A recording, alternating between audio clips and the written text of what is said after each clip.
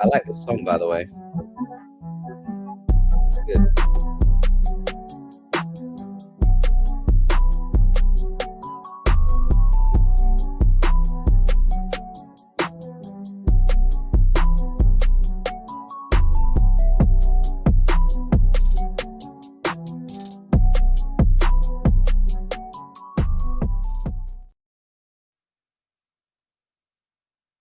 Real Enigmas and Theories is back again with another live stream. How y'all doing out there? I know we decided to start at 10 o'clock, but we've gotten started early since we can. We have the brother Taran Matharu here. Hi, everyone. What's going on, Hello, everybody? Real. We've been chatting in the background, so I feel weird greeting you again. But yes, hello. Yeah, let's see if it has the live started yet. Yeah, people commenting. Ooh, Okay. early. Sorry, I wasn't paying attention on the YouTube channel. I don't know if we changed the time or anything. Yeah, I changed the time. It was gonna start at 9:30. And then I pushed it back to 10 because I wasn't finished doing some work around here. And then we got on, start talking. So hey, we're here. We rocking. No biggie. Awesome. Well, I noticed in the comments, someone mentioned that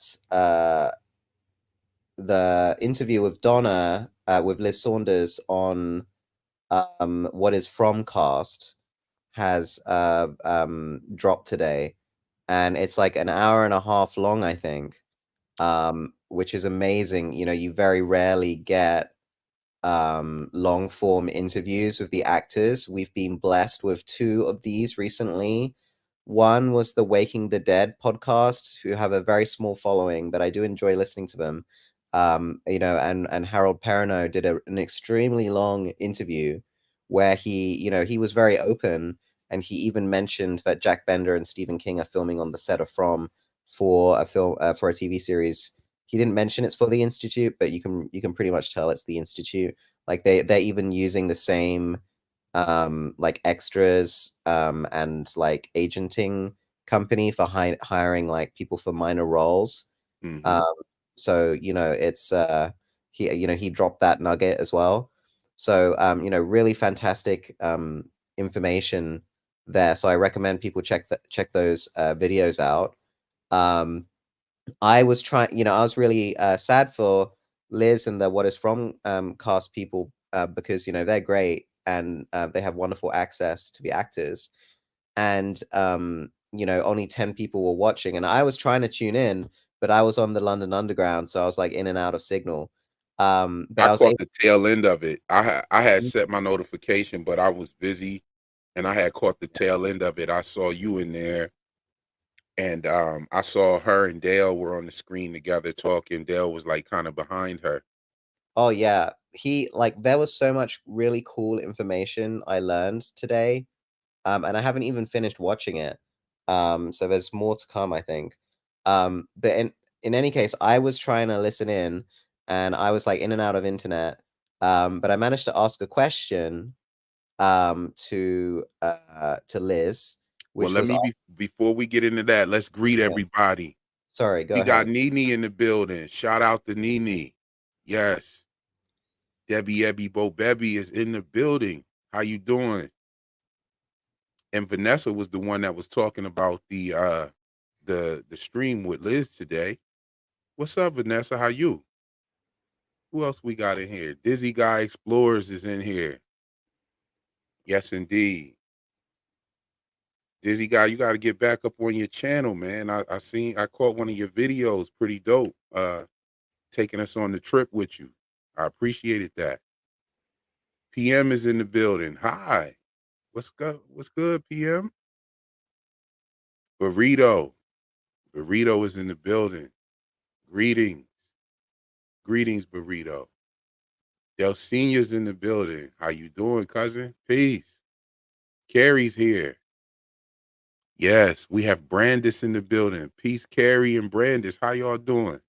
Who else we got in here? Something's wrong with the thing right here. Okay. Carrie's in the building. The man in black is in the building. Yes, we're early. Hey, who else we got?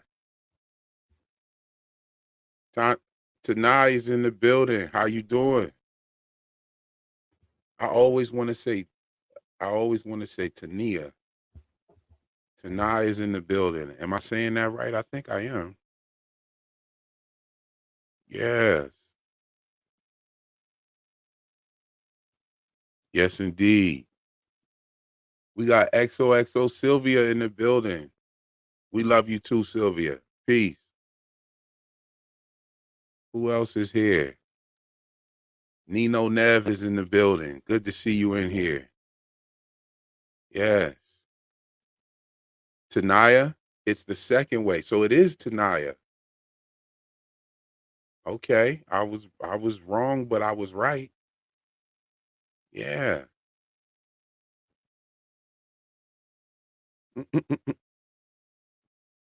Okay, okay. Yes. Everybody, we in here. About to have a good time this stream, y'all. We're gonna talk about some things. We gotta address a couple of things. We're gonna talk about Donna's interview today, or Liz Saunders' interview. Taran, he caught the whole thing. I'm gonna be part of the rewatch gang on that one. We're gonna talk about the two lonely dragons. I remember me and the movie blog were going back and forth a couple of times. We had some good dialogue on Discord and not Discord, on Reddit, and in the comment section, in my comment section. Um, we talked about that. We went back and forth a couple of times, and I think we were both right now. I actually dropped a short. That was the subject of the short that dropped today. So what we have, what, 14, 15 more days left, guys?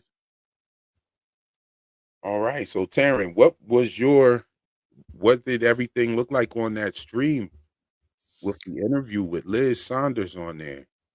Yeah, I mean, it was such an amazing stream. I was the only one who managed to ask a question, so we like me and Real, we like showing support to smaller channels.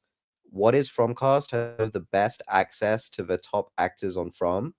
They're really close with some of them, and they do really good interviews. So, I suggest you go over, watch their interview with Liz, encourage them to have her back on again, and subscribe to their channel.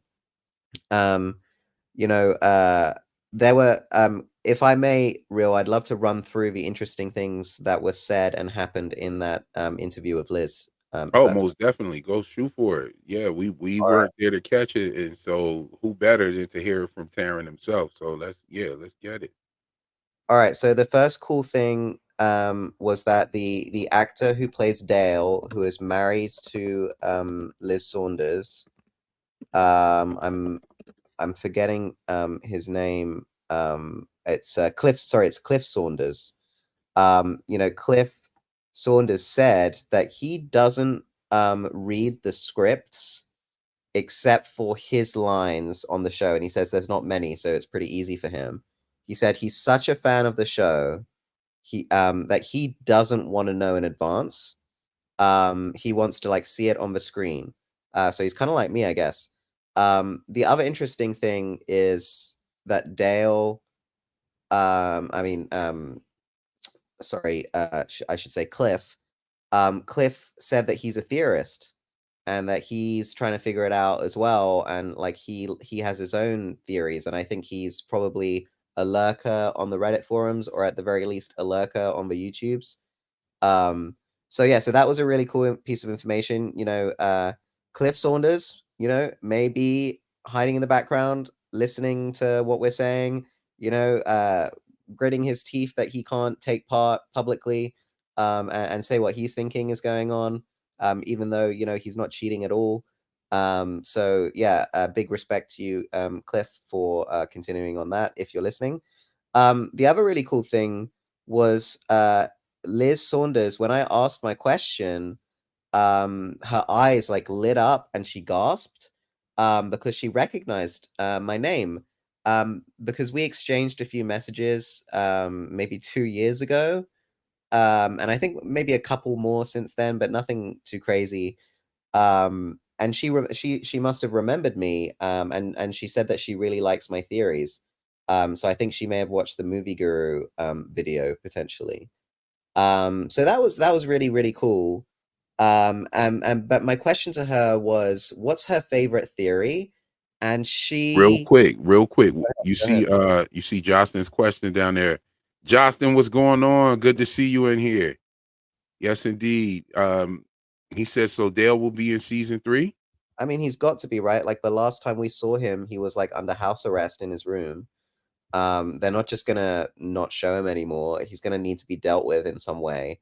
I think that so much craziness is gonna happen in the first few episodes that he's almost gonna be kind of a little bit forgotten.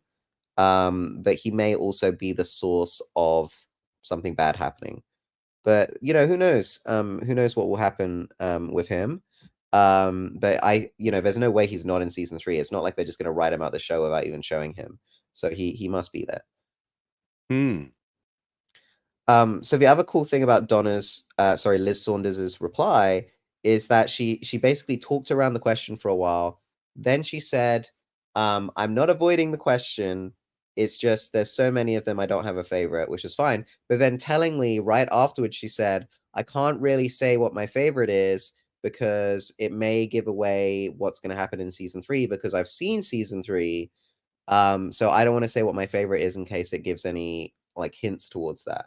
Which means that she does have a favorite theory. There is one that has guessed something correctly about season 3, something major, perhaps, that she's seen, but she doesn't want to reference it. So I thought that was pretty cool, and I thought it was really nice of her to recognize me and comment on my theories. What else was really interesting? Oh yeah, the final super interesting thing is that Liz said that there will be a major twist at the end of season 3. She said it like, I have a feeling, but she was pretty, you could tell that there's going to be a major, major twist. What do you My, think that major twist is going to be? I think it's one of two, it's one of three things actually. One, Tabitha finds out Eloise is her mom. Dun dun dun. Cut to black. Two, um, time travel confirmed. Boyd travels through a mirror, sees a rainbow, stumbles into what he thinks is going to be the town, and instead he comes across like a Canadian Mountie, like riding on a horse. That's another version of it I see. And then another one is Jim and Kenny time travel through the bottle tree and come across a cast of clearly historical figures dressed in Civil War outfits and uniforms and old timey clothing, and then bum bum bum, cut to black. That's Hmm. how I think the final twists will be, but I have no way of knowing. But I think time travel, Canadian Mirror World, or Eloise's Tabitha's mom is the big twist. We may get all three at the same time. Wouldn't that be cool? Yes. I think that being that Liz said this, I think that she might be a part of that major plot twist. That Um, may be true, although I will say they seem to do a table read of the entire episode, all the major characters. They seem to do a table read where they read through the entire season before they film it. So Liz would be aware of what happens in the final episode, whether she's in it or not. Also, David, who plays Jade, has also said that they get all the scripts in advance, so they know everything that happens in season 3 in advance of filming it. And he was talking about reading the scripts and seeing what was happening. So I think you're right. It makes it more likely that she's involved in the big twist. mhm. However, it's not 100% because even What if Dale. revealing that she's got an agenda? Now that would be a big plot twist. So in order for it to classify as a plot Mhm. twist, it has to be something that is in the plot currently that ends up twisting. So it's not Yeah. going to be any new information. It's going to be something that we've been dealing with from seasons 1 and 2. Well, we know that in episode 8 of no, sorry, is it episode 8? Yeah, episode 8 of season 3, the description says, spoilers for anyone who doesn't want to know the descriptions. Put your fingers in your ears. They say it's like accusations fly after a tragedy. Now we've heard of a mole, people talking about a mole. And interestingly, in this interview again, Liz says, they say, we still think you're a mole. We think you're a mole. And she's like, maybe you'll find out in season 3. And they're like, oh my God, is that a hint? Is that a hint? And then it was interesting. I was trying to read Liz's reaction to that. You know, if there wasn't anything to do with a mole in season 3, and they're like, is it a hint? I feel like she's the kind of person who would be like, I don't know, maybe it could be, maybe it couldn't. But then she sort of backtracked and was like, no, no, this is not a clue. This is not a clue. And like she was quite firm about it, that it wasn't a hint. And it's almost like, why would you be so firm about it not being a hint if it wasn't actually a hint? Maybe I'm reading too much into it. But that's that, you know, I gotta use what I see actors saying. I'm like, I'm not willing them to slip up and give stuff away, but I have to try and interpret stuff to make my guesses. So, you know, I'm not saying that Liz messed up or anything like that. I'm just saying, you know, I have to try and read these things. Just like they try and read John Griffin's expression when they ask him what's going on. And apparently John Griffin has the best poker face in the world. Yes. And these actors are not that shabby with their poker face as well. I mean, I've seen them in these interviews and they have been really good at not slipping anything out or letting anything go. They've been really good about that. I remember before season or before episode 206, the actors were going on interviews and they were saying how this episode is going to be like the most explosive episode, which the episode where Boyd kills Smiles Davis. So the Smiley Monster died in that episode, and also not just that, but the whole Ellis getting stabbed and the camera angles that they were using in the van on the way to the everything was great about that episode. Everything was really dope. We got to see something very interesting that we didn't see before in the show. That was one of the monsters actually standing right next to Boyd, and one of them dying, and you know, and then we got the call back to the Martin blood brother ritual. All of those things were pretty dope in that episode. They didn't give away anything. However, they let us know that something was coming really good that episode. Um, However, the descriptions did give it away that we were going to get a monster's death. But these descriptions have been very minimal, very cryptic descriptions. They're not like the descriptions from season 1 and season 2 at all. Also, on IMDb, let me see if I can pull it up here. And y'all know we have to talk about this. This is something that we definitely have to talk about. All right. I have it up. Let me switch my perspective here. It would be cool if you can like switch and just like mid share. Uh, by the way, Real, you know, I sent you that crazy WhatsApp message. Um, Yeah. like, I can. Would you let me read it out at the end of this show before I leave? Yes, most definitely. Are you talking about the one you just did or the one Yeah, that you the one I just did, like with okay, read both of them. The one where you said this is tinfoil yeah, yeah, disregard if you want to or something you said.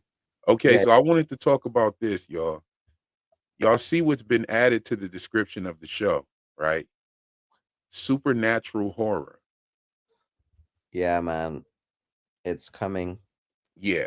The It's imagine supernatural if aspect it of the show has came. entered into the description building. Yes. I mean, anyone who can't see all the symbology connecting to various mythologies on the show, it's got to be one of them. If I think it's all of them, believe it or not. But it's got to be one of them. I Can you imagine a show where all the clues are red herrings, and it just points to one like chain of clues, and there's no way of knowing what's a real clue and what's not. That doesn't work. I No. actually I actually think the only red herrings are clues to other things that they want you to think are clues to different things. I Yes. actually think that there are almost no red herrings on this show. Only clues to things that they want you to think are a clue to one thing, but are actually a clue to another. Hey, Anna. She's in the building with us tonight. Yeah. So I think the biggest takeaway is the fact that they changed it in season 3. And I think that everything that they've been doing descriptively, openly descriptively, has been fucking with us pretty much. You have the sound bite, you have the teaser with no CGI in it. But then when the trailer comes out with the CGI, that's how we learn that boy gets scratched. They did that to make us think that the blood on his shoulder was from the gunshot from Reggie. You know what I mean? But inside of the It was bars, very sneaky, man. We yeah, know that shit was too some sneaky. they're And playing then some this, sneaky games. Sneaky games. yeah, that was, I mean, just think about it, right? Because he had the same shirt on or the same kind of shirt, because he has a lot of golden shirts, right? But I don't know. Does he have two that are exactly the same? Because Reggie definitely shot him in his left shoulder. So they took the CGI, they gave us the teaser without the CGI, and that is what had everybody thinking that the blood was from. That's what had everyone thinking that we pick right up where they left off at. I think they don't pick up right where we left off at. Or they do, but not in the way you think they do. I think that when we see Tabitha waking up in the hospital, that's a couple days later than the and it's obviously the couple of days later from when she fell out the tower or was pushed out the tower. It's obviously a couple days from that. I think that she went through the bottle tree on the same day that Jade was in the tunnels.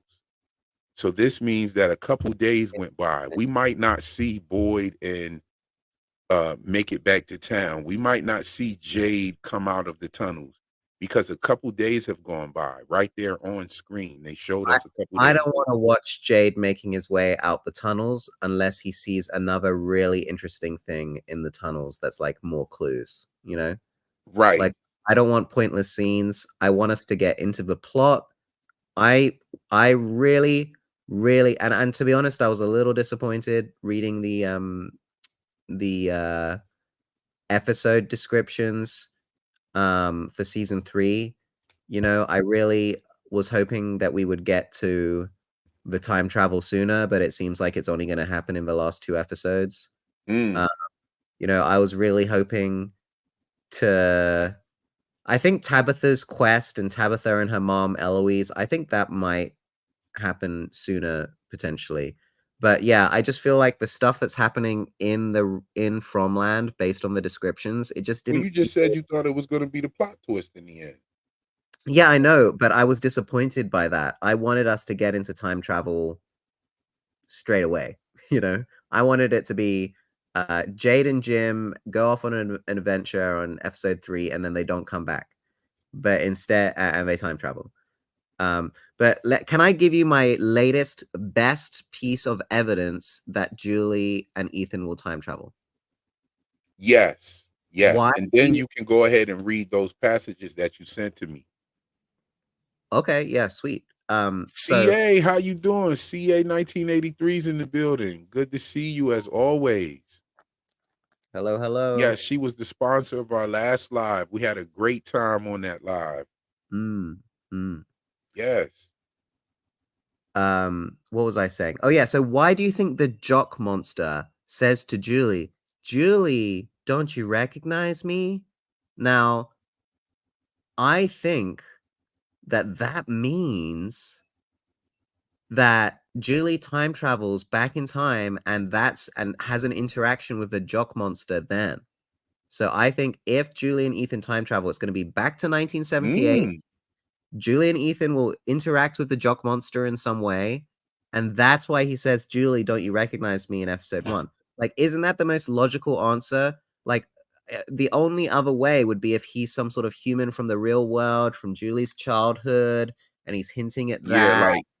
That like doesn't he's work. like a kid from her school or something. Yeah, it doesn't work because he's clearly dressed in clothing from the 1950s, as are most of his colleagues. You know, he's clearly been there a long time. Clearly, these monsters have been there in the 1978 timeline. You know, why? I think that is the biggest hint to time travel of them all. Julie, don't you recognize me? The only like it just, you know, it's a major clue. That's what it's got to point to that.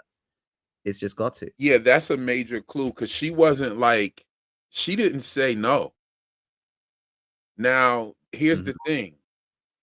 I don't know if it has something to do with time travel because the fact that she didn't say no means that maybe he was trying to trick her by appearing to look like someone. But I you know, believe that they can shapeshift. okay, yeah, well, I agree with that. But if they look like, um, if they look like people from the 1950s, they can't change it very often. And as far as time travel, we have two evidences of time travel already on the show. And First, Tabitha walking backwards in her dream. walking backwards in her dream. Mhm. Also, you have you have the bracelet. Just the bracelet being there right now is time travel. The fact that Tabitha made a bracelet that was in Frumlin before she made it. Yeah, You it's know, her just if Victor's mother had the bracelet in, you know, in the 70s before they even had Julie, you know what I'm saying? Or they even, you know, who knows? I'm sure it was longer than 17 years ago if Victor's been there alone for 40 years. So that's time travel. Also, the ruins where Martin was at um displays time travel. I mean, first the ruins are intact and then the ruins are in ruins when yeah. Boyd goes out the door. So that implies some sort of time travel. I wonder if the ruins, and Jocelyn said Julie and Ethan do go to the ruins. I wonder what ruins they go to. I wonder if it's the same corridor situation where Boyd was at. I wonder. It just seems to me that these ruins might be. I think they went somewhere different. That's just me. I think they found something different, and I think it happens when they run outside from the granny monster and they run out the back door and they probably, you know, try to get out of there in some way. Maybe they see the boy in white and he points them towards the faraway tree because they live on the same side of the road as the house that fell down already. And if you remember, Victor came to that house that fell down, the Matthews' first house, and he met Ethan out the backyard and took him through the woods right there in the backyard. And in that direction is where they found that or the faraway tree. Uh-huh. Uh-huh. So I'm thinking if they live now in T and Chen's house, which is on the same side of the road, and they ran out the back door from the granny monster, maybe they run back there and see the boy in white and the faraway tree, and they hop in the faraway tree together and end up somewhere. Who knows? I don't know. That's what I thought would happen.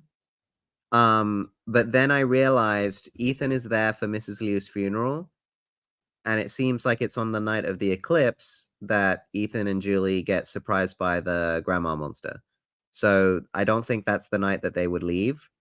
I think it has to happen towards the end of the season. Again, I think it's going to be the big twist. Is like time travel confirmed.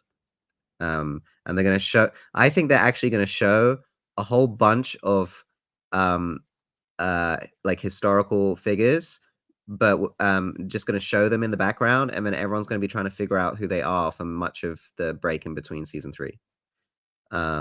I think just based on the actors and the clothing they're wearing and the age they are and how they look, which will be kind of interesting. Yes, Um, I think it will be different ruins though. I don't what ruins do you think that they're gonna go to? I don't know. I The only ruins I can think of might be something related to the timelines before the timelines that occurred um before this one. So it might be Viking ruins, it might be Egyptian ruins, might be Irish sort of Celtic ruins, could be sort of Solomon, Israeli, sort of ancient Hebrew um, ruins, and it could be Greek ruins as well. So those are the only options. There's if it's going to be one of those. If it's not one of those, I'm very confused. So it's Okay. gotta be Okay, so let me ask a question. This is kind of off the cuff a little bit. go for it. What happens if Boyd lights that torch in town? Yeah, see, the torch is the part that just confuses the absolute hell out of me. I don't understand why Boyd lighting the torch, like, it just doesn't fit in my theory at all. I can't bend my mind to make it work. Why does the torch make him seemingly time travel or seemingly go to some alternate dimension? So this is my current thinking reel. I am not including it in my theory because it's so loose. Mhm. I know there's a Canadian version of Fromland. I know it's like it's a mirror world that's like separated from their own. I almost think they coexist in the same space and they can access the other world by using this torch somehow. And it's something to do with the way light refracts around mirrors, potentially. Now, okay, so So my it's not I'm time asking this travel. because Mhm. Boyd goes out to the ruins of that corridor, that well spot that where Martin was. That dungeon, I should call it, right? Yeah, yeah, the prison, the dungeon. The Yeah. prison, right? It is a dungeon. And he lights the torch on the inside of those ruins, and then next thing you know, bam, he's there. Okay. So at night, if you light the torch, it takes you back to the US version of Fromland. And in the daytime, if you light the torch, it takes you to the Canadian version of Fromland. No, I'm thinking that he was in where he lit the torch in the daytime. Yeah, that was to go back to Martin's prison, right? But to Right. leave Martin's prison, he lights the torch at nighttime. Well, he just walked out. He just walked out of the door and he left Martin's prison. So it Well, kind of makes me think that he has to be inside of those ruins in order to time travel. oh, Because when he walks out of the dungeon, he ends up right back out in, Frumlin. Well, okay, he ends up back in his current time. okay, okay. And That the makes torch is still lit. He doesn't put the torch out until the monsters that he sees the monsters and he doesn't want to attract them. That's when he puts the torch out. man. Maybe it is the torch that lets him go to Canada. Why? Yes, You're indeed. Hit that like. Hit that like. Let's get those likes up, people. Let I don't. everybody know we're live. I know that Jeremy's the homie, so I'm not trying to step on his toes. And I know he goes live today as well. He's Uh-huh. live, he went live earlier, actually. Oh, okay. So we might change Saturday Night Live, folks. I don't know who got Friday, who has Friday, but we'll try to figure it out. We'll try to figure it Yeah, out. that's I'm fine for gonna me. reach out to Jeremy and talk to him and see what's going on. Yeah, I just don't want to be stepping on any creators' toes. That's why I try to go Wednesday. I know Tony goes Wednesday, but I go at like 3:30, and he goes like 10 o'clock, which is like 6.5 hours later. You're And just I'm teeing them up for him. You're teeing them up. yeah, you know what I mean. You know, we we all are going to get the views as far as people coming to see what we have to say, and so I just don't want it to be at the same time. I just don't want to because I like to join in on Jeremy's lives as well. And to be honest with you, if I wasn't okay, so he goes live usually on Friday, Del Senior said. If I wasn't going live right now, I'd be over there chilling, hanging out. You know what I'm saying? So, you know, yeah, he's live right now. But oh, okay. Yeah. He- she said now that House of the Dragon is over, they kind of stepping on your toes. It's all good. Like that's why I want to just get it together because this is a family. You know what I'm saying? And I'm definitely not trying to step on nobody's toes, and I don't want nobody stepping on my toes.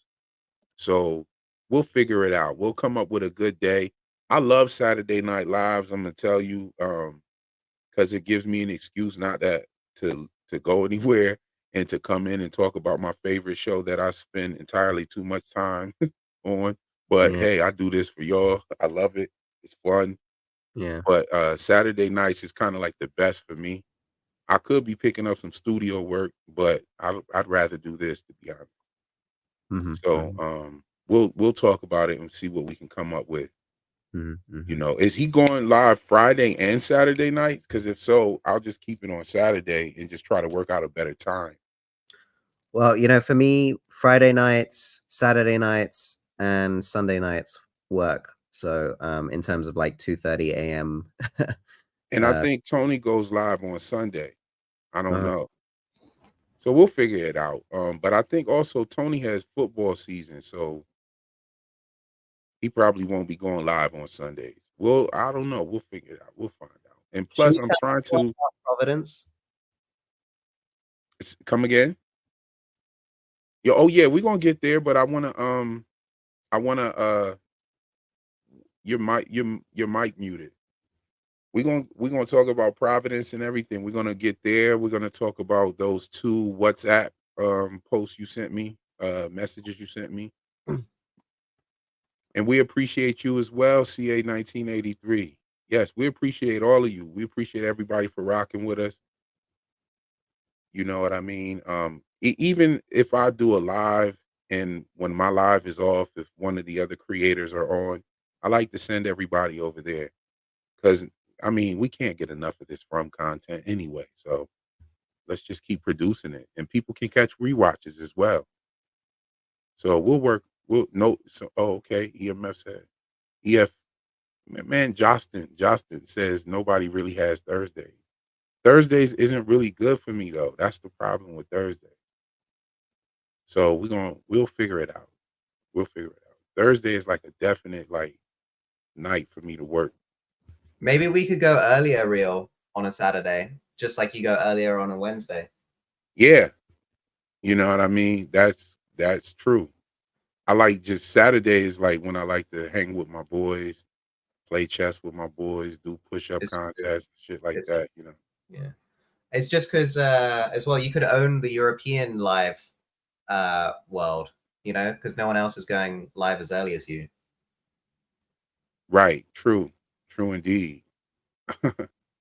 We'll figure it out. We'll figure it out. So what else we talking about today? Oh yeah, go ahead and read those two WhatsApp posts. Can I just have like 2 minutes? I'm just Oh, getting for some sure. water. For sure. No problem. No problem. Okay, so let's go through. We have psychological horror, supernatural horror, drama, horror, mystery, sci-fi, and thriller. Now, I think that the psychological category is speaking to the cerebral nature of the show and how it has you diving into the mystery in a psychological way, messing with your head, so to speak, right? I think I think yeah, no doubt, yes. I think that the supernatural horror is speaking to the okay, so I think that this speaks to supernatural being the nature of the horror aspects of the show. That these horror um the horrific things like the monsters and the things that we see have a super are supernatural in nature. We have drama. We have the whole situation with like Kenny and Marielle and Christy. We have what happened with Boyd and his family. We have uh Sarah trying to hurt Ethan. Like the drama part is there. The horror part is just the entire situation. It's a what the fuck situation. The mystery, again, I think that that has to do with the mystery aspect. The sci-fi. Now, the sci-fi part could have already been covered. Um, Time travel is science fiction, you know. So there's some sci-fi already. And then if we have like the thriller part, and yeah, we definitely get the thrills with this, explosive cliffhangers. The first Don't sleep on season one's cliffhanger. Don't sleep on season one's cliffhanger. Season one's cliffhanger was real dope when you think about it. This man was trapped in a well. You know what Tabitha I'm was saying? in the caves with the monsters where they sleep. Right. You They got they draw on the walls as well. You know, they're drawing fucking weird right. tentacles. Season one definitely came through with some heat when it comes to like those last two episodes. Like Yeah. definitely came through with the heat. Season 2, Season two came through with an explosive cliffhanger where you get somebody getting pushed out the tower. If they would have just left it there and not shown us Tabitha waking up in the hospital, that would have been way too uneventful for me. Because I would have been thinking, like, okay, so they're gonna find her body out there. But the fact that they went a couple days into the future, right at the end, and then show us her in that hospital room, it was definitely thrilling and it definitely brought some suspense to the table. Most definitely. Yes, indeed. Join the Discord. I have to catch up on the in the Discord, really. Y'all be in there cooking. And sometimes it happens in spurts. Like 10 people might be in there at one time, just cooking, just really putting the pedal to the metal with the theories. All of it's great. Yesterday, so I saw something in there yesterday that had me rolling. I might share that with y'all later. But yeah, Terrence back. I think you should start with the messages you sent me on WhatsApp. all right, thank you, Real. So, I just wanted to read out my final answer to the mystery of From, and I've made it sound as crazy as possible, but I'm fairly certain everything I'm about to say is going to come true on the show. So my first, it's an answer in two parts. It answers two questions. The first one is, why is the show called From? I think that's sort of like the major mystery that everyone sort of wants to solve. I think the show is called From because it's the story of the origins of the world's mythical and religious stories and their cyclical nature. the archetypal characters that feature in said stories, and it's all told and analyzed through the lens of North American history, with a healthy dose of like the age of exploration thrown in, um, as well as through the lens of the stories from historical figures involved in the evolution of literature, art, music, and philosophy. Um, so they're going to connect the world of From to various like the works of various writers and artists and things as well, in seasons 3 and 4. Um, so okay, that is a bit more palatable to people, I think. But this next bit is going to sound kind of crazy, but it basically sums up my entire theory. It is a bit of a read, and it is one single long sentence. Um, am I okay to read that now, Real? Absolutely. All right, here we Absolutely. go. Okay, so this is my final answer. Okay, I made it sound as crazy as possible, but I believe all of this will be true. What is Fromland? Fromland is an ancestral curse that once held Ben Franklin, Frank Sinatra, the Bearded Lady, and Crazy Horse. Located beneath Cape Race Lighthouse, contained in a witch's bottle of urine and holy nails, wrapped in a witch's ladder of artifacts, where medieval board and card games are played between evolving beings from a dozen mythologies and religions that began as three fallen angels, Shamsiel, Sariel, and Azazel, Canaan, Cain, and Sarai, with Lilith, her demonic children, and Donna as Sarah the giant spider's human avatar, in the body of the centuries-old Bridget of York, a former nun, princess, and cunning folkwoman who endured a witch's trial in Newfoundland, following an escape with her brother and pretender to the throne, Perkin Warbeck, after he was broken out of the Tower of London by John Cabot, which is Eloise, aka Tabitha's mom's ancestor, and the secretive order of the Brotherhood of Death at the behest of Philip the Handsome, spurring, warring Rosicrucian orders founded by Da Vinci, safeguarding and seeking objects across time, including the Devil's Forehead Emerald Tablet Cathar Holy Grail, once sought by a gay Jewish SS officer who loved Himmler, that was gifted to Elizabeth I by a magician.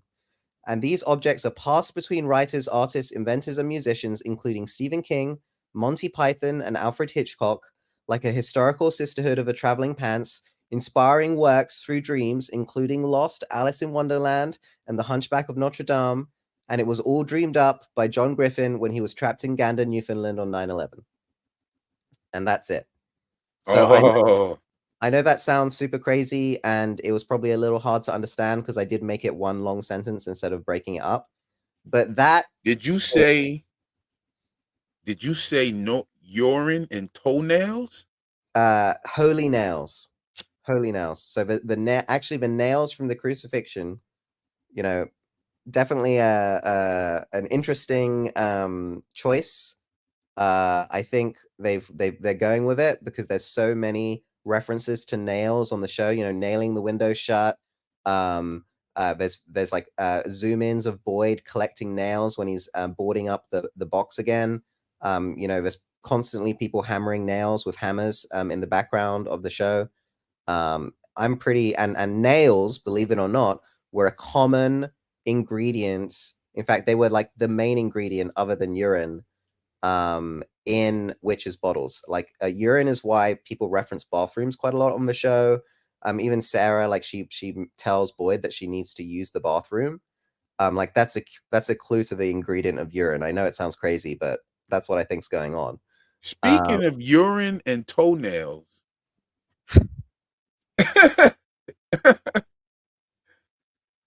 where was like, and this might be nasty or whatever, but I was saying that Martin might have threw the rope down with his toenail. All right, where was he pissing and shitting at? Sorry, say that again. Where was Martin pissing and shitting at? Because Uh, Boyd didn't act like he smelt anything. Boyd well, didn't act. no one's feeding him. I believe, or giving him water. I believe that Martin is the avatar for the boogeyman. That's why they mention how Boyd released something. So basically, Martin's possessed by the boogeyman. He's been trapped in this prison all this time to keep the boogeyman out of the game. Boyd is sent there by the boy in white in order to free Martin, and if not to free Martin, to free the boogeyman. Uh, Martin knows that Boyd is about to free him and he's going to be possessed again. So instead of choosing to continue that way, he decides to instead pass the curse to Boyd so that he can die. Because ultimately, when someone's possessed by one of the beings, there's 7 beings in Fromland. One of them's a giant spider. Um, one of them's a dragon. One of them's a giant squid. But in any case, um, I think when you're possessed by one of these beings, you don't age and you don't need to eat and you're basically immortal. So I think Martin's just immortal, stuck there, doesn't need food, doesn't need water. He's just living this miserable life, doesn't even need a jailer. He's just left there. No one's giving him water, no one's giving him food.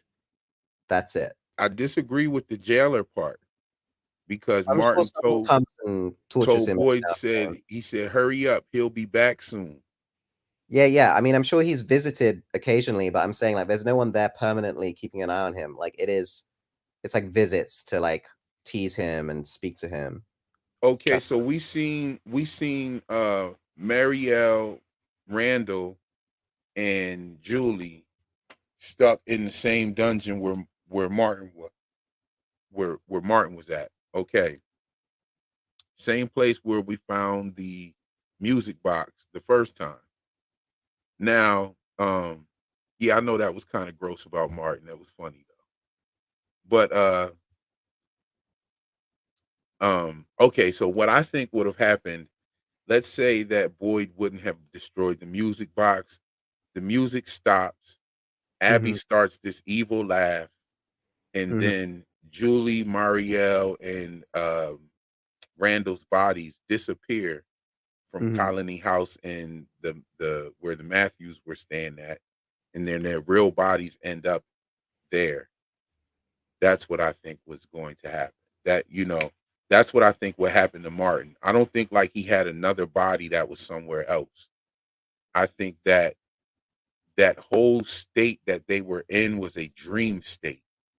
I've heard And that before. I've heard it. I can see it. I can see it. I can get it. mhm, Even the boogeyman's bonhomme setters who has dream powers, you know? mhm. So it could totally be. I don't like it, so it's not in my theory, you know? Right. Well, I I don't like mean, it. anytime you saw that music box, it was a dream state or some sort of Yeah. vision. Yes. Yeah, it's some sort of vision, happening. And Boyd received the worms after all. Well, the blood brother ritual happens after Boyd already goes and looks at the music box. He literally picks it up and he looks at himself in the mirror inside of the little music box behind the ballerina. It was a little mirror, and he looks at himself. He puts it down. Then he goes and gets Martin. He breaks the shackle. Then Martin just becomes powerful out of nowhere. And so I just think that whole sequence was like a dream. Yeah. I Boyd just was get Boyd feelings. was at the point to where he couldn't even walk. He was falling over. He was spitting after getting bitten by the spiders. He couldn't really walk that far. It was raining, and he was telling her to just leave him there. He said, "Just leave me there. I can't go anymore." So you mean to tell me he gets into this bottle tree? I mean, yeah, he gets into the far away tree, ends up in the well, and then all of a sudden he has the strength to climb a rope up the well, and it wasn't a small climb. When you look back at it, that was a pretty healthy climb. And so a man that couldn't walk and was spitting, it just doesn't seem like he would just automatically just have the strength to pull himself up that rope. And then when he leaves that dungeon, when he walks out the door, he got sickly right all over again. He starts spitting up again. He falls to the ground. He can't really move like that. He's leaning up against a tree. And then he sees the dog. And next thing you know, he's following the dog. The slow walkers are coming again. And Mhm. he sees the slow walkers, and so he puts the torch out. So I think the torch Yeah. was from the dream state, and he brought that back. And I think that curse does something how it opens up in dreams. Because notice that when they went down to check on the body of Smiles Davis, they could see the cicadas. They saw the cicadas. They were jumping back away from them. They were like, "What the hell?" A boy starts pointing a gun at the cicadas. So they saw Yeah. the cicadas. However, when the Mhm. cicadas were going in Julie's mouth, no one could see it. They were Yeah. puzzled, like, what's Yeah, going on? it is it is weird and sort of, I mean, the here's the interesting thing, right? The rules are so sort of vague that it almost has to be magic, right? Right. You know, Yeah. like, the It has to be technology some to sort of make it this magic. way is so specific and weird, unless it's virtual reality or simulation, that it would be super weird if the technology worked this way. Where you can see this, but I can't see this, and this flashes when you look, but you don't see it, and this person sees a ghost, but this person doesn't see a ghost. And like sometimes you're asleep and sometimes you're awake. Like it only really works. And I like look, I don't love it when the rules are that sort of weird and sort of flaky. It makes it very hard when you're trying to theorize when the rules sort of bend a bit that way. But it just can't be technology, can it? In this scenario. It doesn't feel right. It It doesn't doesn't feel seem right. right that it would be technology with the goings ons. Like, Yeah, how does the technology pinpoint who can see the cicadas and who can't? yeah. You And it's such a know, weird thing. Like, why would aliens or uh Jade's video game people pick cicadas specifically and worms specifically, and why like a random prison with a well in its center? And um why is stuff passed by the blood? If it's a virtual reality game or a simulation, like why is it so visceral? Why is it so like, why are the guts collected? Why would, if it's a virtual reality game or a simulation, why would they need to collect the guts? It's just doesn't work for simulation, and then you got to look at what would alien motivate. So it has to be real, in which case the technology we need to affect what different people can see. So it's very, I just find it very implausible, that it's technology behind this. It's got to be magical, it's got to be mythical, and it's this dream stuff where you don't quite know what's real and what's not. yes, It's indeed. Yes, indeed. I agree. too Chocolate mystical. Beauty gives 10 memberships. If you got one of those memberships, give Chocolate Beauty. Thank Chocolate Beauty for that for sure. Oh my god. You got some Wow, that's generous awesome. people. You got That some is generous awesome. supporters, man. Thank you for your generosity, cousin, as always. Love to see you here in the chat. And we're all cousins here. That's what we say. We're the family. We're all cousins, y'all. We're cousins. We're here to enjoy the show. Thank you, Chocolate Beauty, for your generosity. Those memberships. If you got a membership, go ahead and give Chocolate Beauty a thanks and celebrate with the emojis as well. That's so dope. Yes, indeed, it is. Oh, yes. Congrats to the new members. Welcome to the Magnified family. I'm sure you'll get one, Amy. I'm sure you'll get one. I don't know how. It's just like a random thing. I don't know why. I don't know why you can't like select the people that you want to gift the memberships to. That would be pretty cool. I guess it's just like a random thing.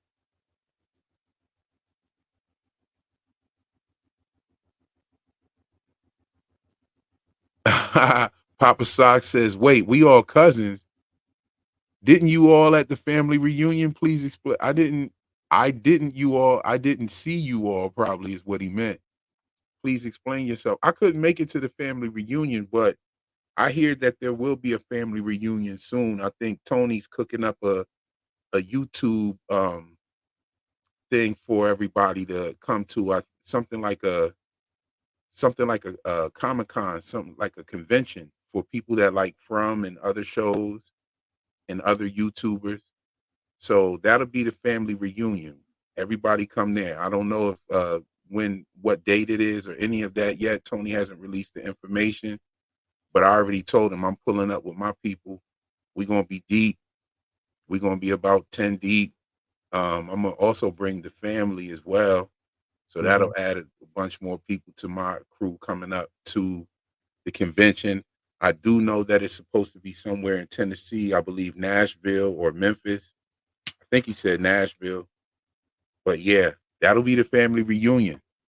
So I'll do all the explaining when you come. Yes, it was called FromCon, but I don't think he is going to call it that now. I think he's going to do something different. Yes. Speaking Explanation of accepted. All right, cousins. That's right. Frumly in the building. Let's go. speaking of FromCon, um, and meetups, um, Real and I will be traveling to. Ah, one second. Sorry, go CA ahead. CA 1983 says make sure you're opt in to receive gifted memberships. Okay. See, I didn't even know that you could do that. I didn't even know. But yes. Oh yeah, you were about to give them some goods real quick. Tell them where we're No, no, going. it's all good, all good.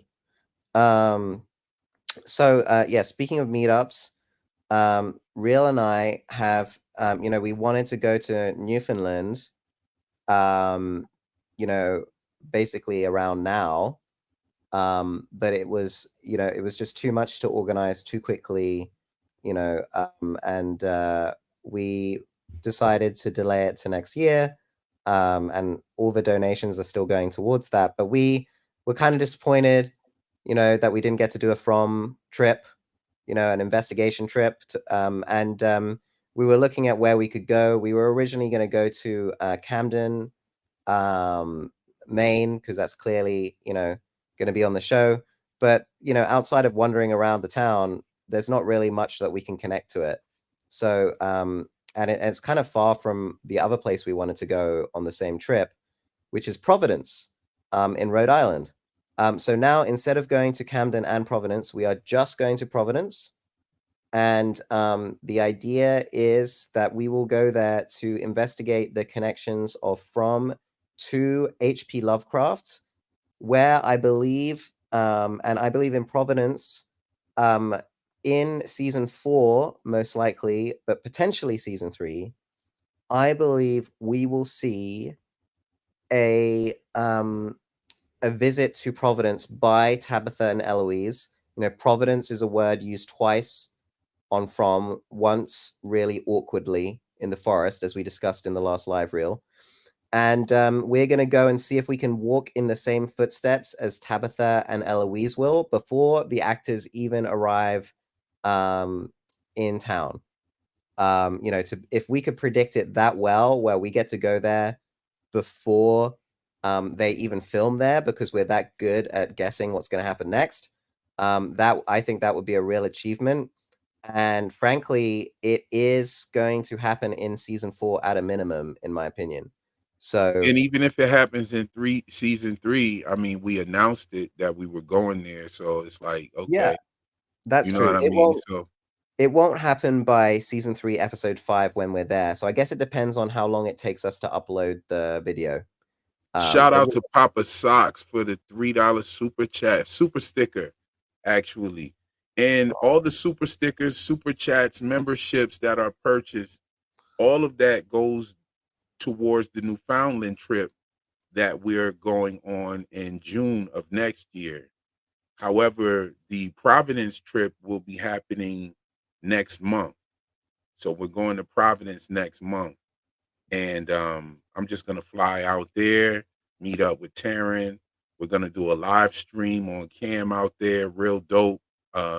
Just set the vibes. We have found this real dope ass hotel with like this picture in the lobby of like a Puritan or something. And but they're all booked up. So we're gonna go somewhere else and we'll be live streaming out there. If y'all are in the area, y'all could definitely holler at us. We'll probably have some coffee or something, do something. I like tea. So we'll have some tea. Y'all can have some coffee and we'll chill out, hang out. We'll do a live stream. We're gonna do a couple of streams while we're there. And we're going to get some information about H.P. Lovecraft and do a small expose about him and what he did, what his contributions to writing were, and also some of his worldview. We're going to talk about some of his worldview as well. Um, so I'm excited for that. I'm also excited for the Newfoundland trip. So all the donations are still going towards the Newfoundland trip. This trip right here is just something that we're going to do. It's going to be a quick weekend. We're going to be there during episode 5, I believe. Isn't it episode 5? Yeah, it is episode 5, yeah. Okay, so during episode 5, we're going to be there. We're going to go live um a We'll couple of find a times cafe or actually. something. Yeah, and we'll be getting some good footage and some actual practice for the documentary that we'll be doing about Newfoundland. We're going to do something about H.P. Lovecraft and bring it back to the channel because there are some definite H.P. Lovecraft type of clues in the show from. And so, in Taran's theory, he believes that Tabitha will be going to Providence at some point. He believes that it'll be with Eloise. I think we, I think now, let me ask you this. You think that Eloise is Tabitha's mother? I'm cool with Yes, that, right? I yes. wouldn't even be mad at that theory. I don't think so. I'm not 100% sold on that. But from the I got looks it. of it, it seems that Henry is going to be more instrumental with Tabitha, and maybe they have to find Eloise or something. And then she finds out that that's her mother. You know what I Yes, mean? Because yes. if because I don't think that they would do that right away in season 3. And No, it's an end of season 3 event. and I actually right. think it's season 3, episode 9, Revelations Part 1.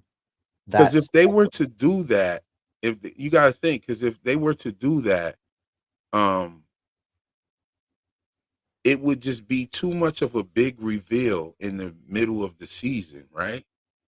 mhm, I mhm, think we're gonna get a bunch of oh shit moments, and then next thing you know, we're gonna get a lot of revelations, a lot of explaining, and mhm, I think that Donna is going to be finally outed. I know that some people just are they love Donna. Donna has a fan base. Liz Saunders is a wonderful actress who has portrayed Donna, and I think that is just the more reason why she is some sort of mole or some sort of I don't want to say opposition to the people there, but I think she definitely has some sort of ulterior motive.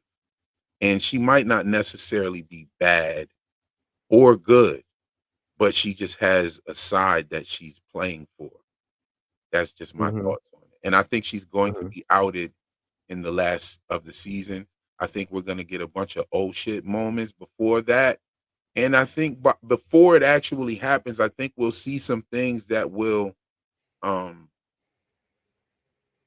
like indicate that that's the reveal that we're going to get, but then there'll just be something else. And I think Fatima is going to go into labor because the wedding of Ellis and Fatima was the beginning of the cliffhanger in season 2. And so, yeah, that's what I believe. Season 1, you've seen Boyd and his son mend their relationship. You've seen them come back together. His son held that secret about Sarah and didn't tell anyone. So, and also, it was, wasn't that also when Ellis proposed to Fatima? So you have the proposal in season 1 as a part of the last events. You have the marriage, the wedding of mhm, season 2 as a part of the last events. And I think the birth or her going into labor will be part of the last events of season 3. I'm sorry I mhm. talked too long there on that one. I was No, going you did not. You did not. You never do. It's me who goes on too long. As you may know, I'm on the spectrum, and when I launch into a speech, sometimes I forget how long I've been talking, and my family remind me of that regularly. So when I'm public speaking, you know, when I'm also used to um I teach I go to like schools and teach children. Well, I basically go and do events at schools and do like workshops with kids. I've worked in the past with the National Literacy Trust, and I was the book trust, which I think is Europe's largest literacy charity. I was the book trust writer in residence for a year, which was also very cool. So Mhm. I'm used to going to schools and like just talking at kids for, basically a full hour, especially when, sometimes I'm thrown into a classroom and the kids, they haven't really been told that I'm going to be coming. So they're just like, okay, random stranger is talking at me. I'm not going to interact with him. I'm switching off. I don't know him. So sometimes it's really hard to get anything back from the kids in that situation. So I get I'm able to talk for long periods of time without without losing my without losing my train of thought and stuff. And so sometimes I can go on too long. So I will try and apologize regularly when I catch myself and realize I've not given the other person a chance to speak. Papa Socks, I totally agree. We love Donna. She has a great right hook. I'm gonna tell you something about when she punched Dale.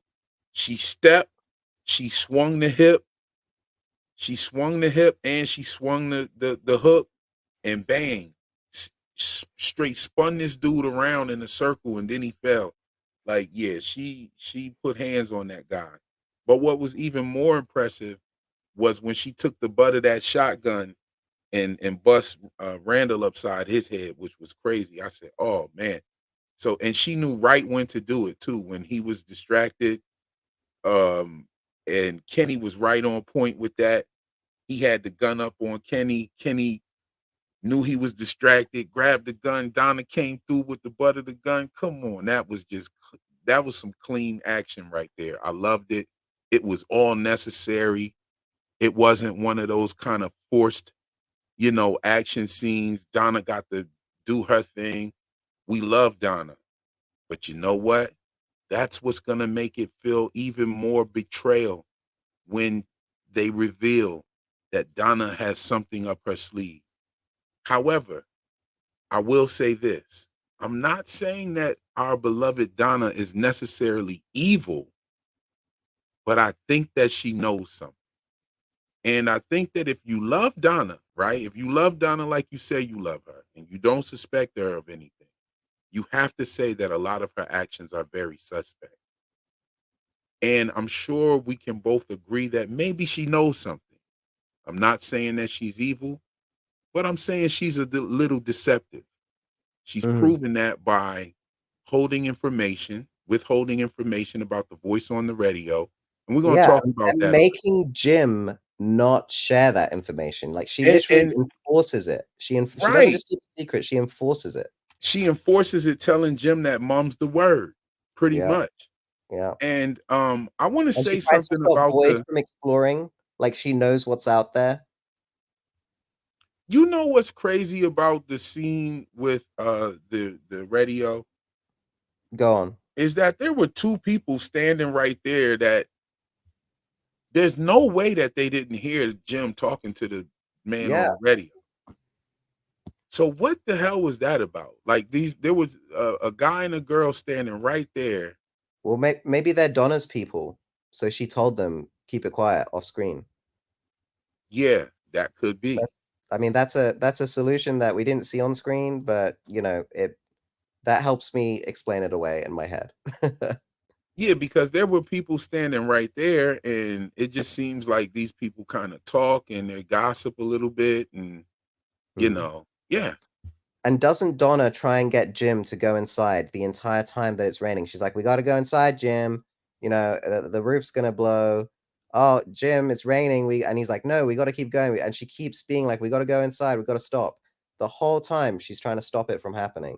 She knows about the big bad, and she doesn't want, or whoever's on the radio anyway.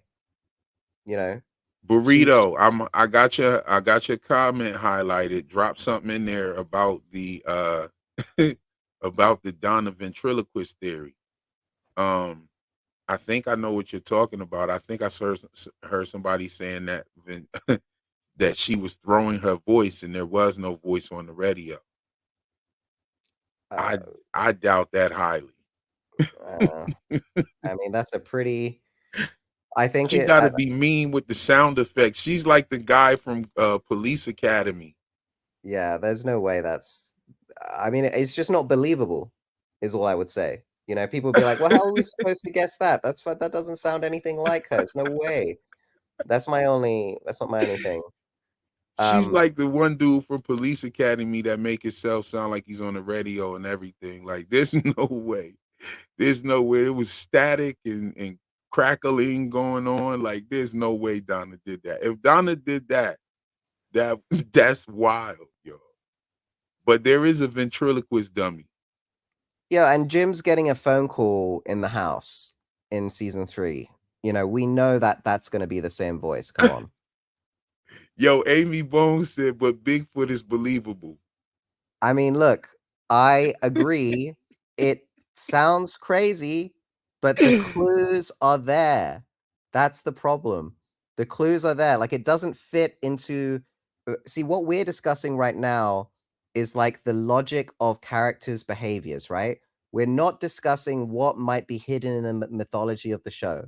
We're discussing like logical behaviors from characters. So we're talking about believable behavior from characters, not necessarily what mythologies might show Yo, up. I'm over here crying, yo. I'm Look, telling man, you. everyone likes to laugh at the Bigfoot stuff, but I like it when people laugh at it. Honestly, like I like it when people laugh at it because if it happens, right, that means I know what's going on. So it's a Yo, great for I me, think it's I'll great. laugh harder when it happens. I I will think too. I'm gonna laugh harder when it happens. I Don't want get to me hear wrong. I I'm not want totally Tony to against the watch it Bigfoot live. theory though. We talked about this. I'm not totally against the Bigfoot theory at all. The Man, it's Bigfoot theory could Northeast definitely be on the Canadian table. It's Northeast Canadian mythology. Bigfoot is like one of the largest pieces of modern Northeast Canadian mythology there can be. Like they've literally picked the boogeyman as some obscure boogeyman from French Canadian mythology that most people don't know about. But they're not going to use Bigfoot when they're trying to represent the mythology of northeastern Canada. It's just no way that Bigfoot's not showing up. And then there's footprints, there's people zooming in on people's feet, people saying, "Watch your foot, watch your step." And then even in that in the cart, the person in the cart has a pretty small foot, and then a giant, and then their shoe looks way bigger, right? Some people say it's two different legs, you know, because they've been, you know, it's been like pieces of different people have been put in this cart, maybe. But I actually think that is a clue. That's actually supposed to be a clue to Bigfoot. Like she's wearing a giant shoe as if she has a giant foot underneath. Yo.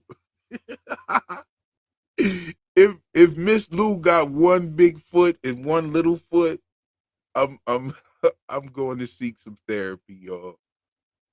I think that's too. I think that it is a clue to Bigfoot, but I don't think that that's both of those. I think you see one big foot, and there's a big foot there, and there's a little foot there.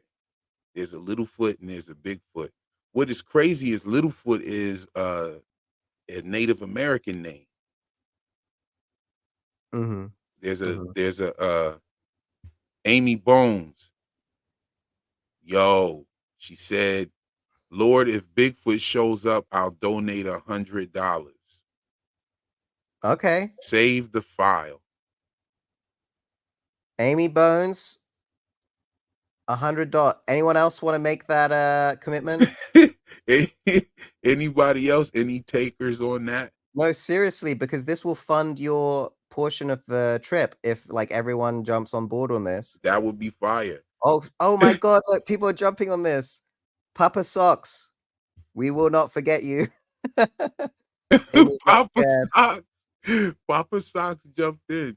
Yo, I was on Jeremy's Discord in the we were doing a watch party, and this guy bet me $100. No, he bet someone $1,000 first, and right when I was gonna take that bet, it was preposterous. I was like, why didn't anybody take that? So he Then he changed it to a different bet. This dude is funny too. I forget his name, but he was funny. I think it might be a bad thing that I forgot his name because I think he's gonna owe me. But he says that in season 3, we'll get a backstory on the Peach truck, and we'll actually see the driver come into Frumland with the Peach truck. And I said, "Yo, I'll take that. I'll take pause. I'll take that bet." And he he so we have that bet. So at the end of season 3, I don't know, but then I started seeing I seen that picture. Who posted that? Was that Christy? That I think Christy posted like a video, and it had Kenny standing in like this weird place with some peach cans behind him. So I don't know. I don't know. I'm not sure. Anything is possible with this show, y'all. That's the thing that I don't think we're seeing here. Do I think Bigfoot is gonna show up? I don't think it's gonna show up in the way that Taran thinks it's gonna show up. I think that a lot of the clues that we find are esoteric. Um, Yeah, we're gonna disagree. We're gonna disagree, but it's okay. It's okay. okay, so what if It's, everything that you have said, I think I asked you this question earlier today. What if uh-huh. everything that you've said so far is going to show up in the show, aside from actual like predictions of what characters are doing? What if Sorry. it just shows up in the show in the same way that it's been showing up in the show? Because to be honest, we haven't really predicted anything.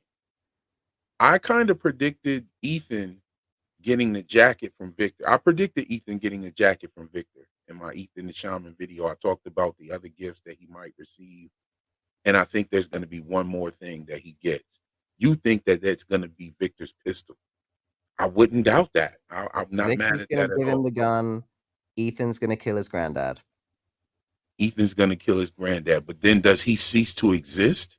No, because when someone dies in Fromland, their soul gets trapped in a tree. And so he gets out at some point and then has Jim. When the game's over, everyone gets to go home, but with their memories gone. I don't think so, bro. I'm I don't. telling you, man, it's the only way it works. It's the I only don't way think it so. works. I don't It's the think. only way it can work. I don't think because then I'll be disappointed. And the reason why I'll be disappointed is because I'm gonna feel like there were no real stakes. There were no real stakes. You know what I mean?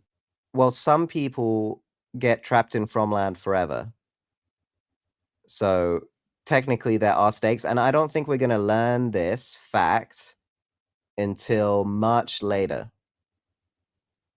So let me ask you a question. So the dude that let the Jasmine girl through the window, is he home now or is he trapped in a tree? He's trapped in a tree. So's I Abby, don't by the see way. that. I don't see So's that. Abby. So Abby's trapped in a tree. Well, That's right. how come Boyd is having visions of Father Khatri and not his wife? Because that's so the boogeyman is able to imitate people when they're dead, just like, well, I don't want to spoil anything, but something in Lost is also able to do the same. Spoilers for anyone. Oh, So ah. in much the same way, when someone dies, the boogeyman is able to take on their form because he's got their soul now, so he can copy them.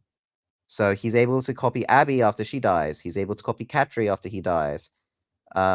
Able to copy Tom the barman after he dies. Right? All of these people come back after they died.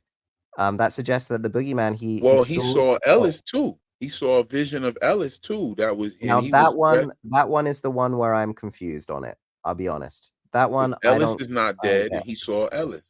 He did see Ellis. It may be part of this like dream illusion and is separate to the people speaking to Boyd. Um, it may be that he can pretend to be anyone.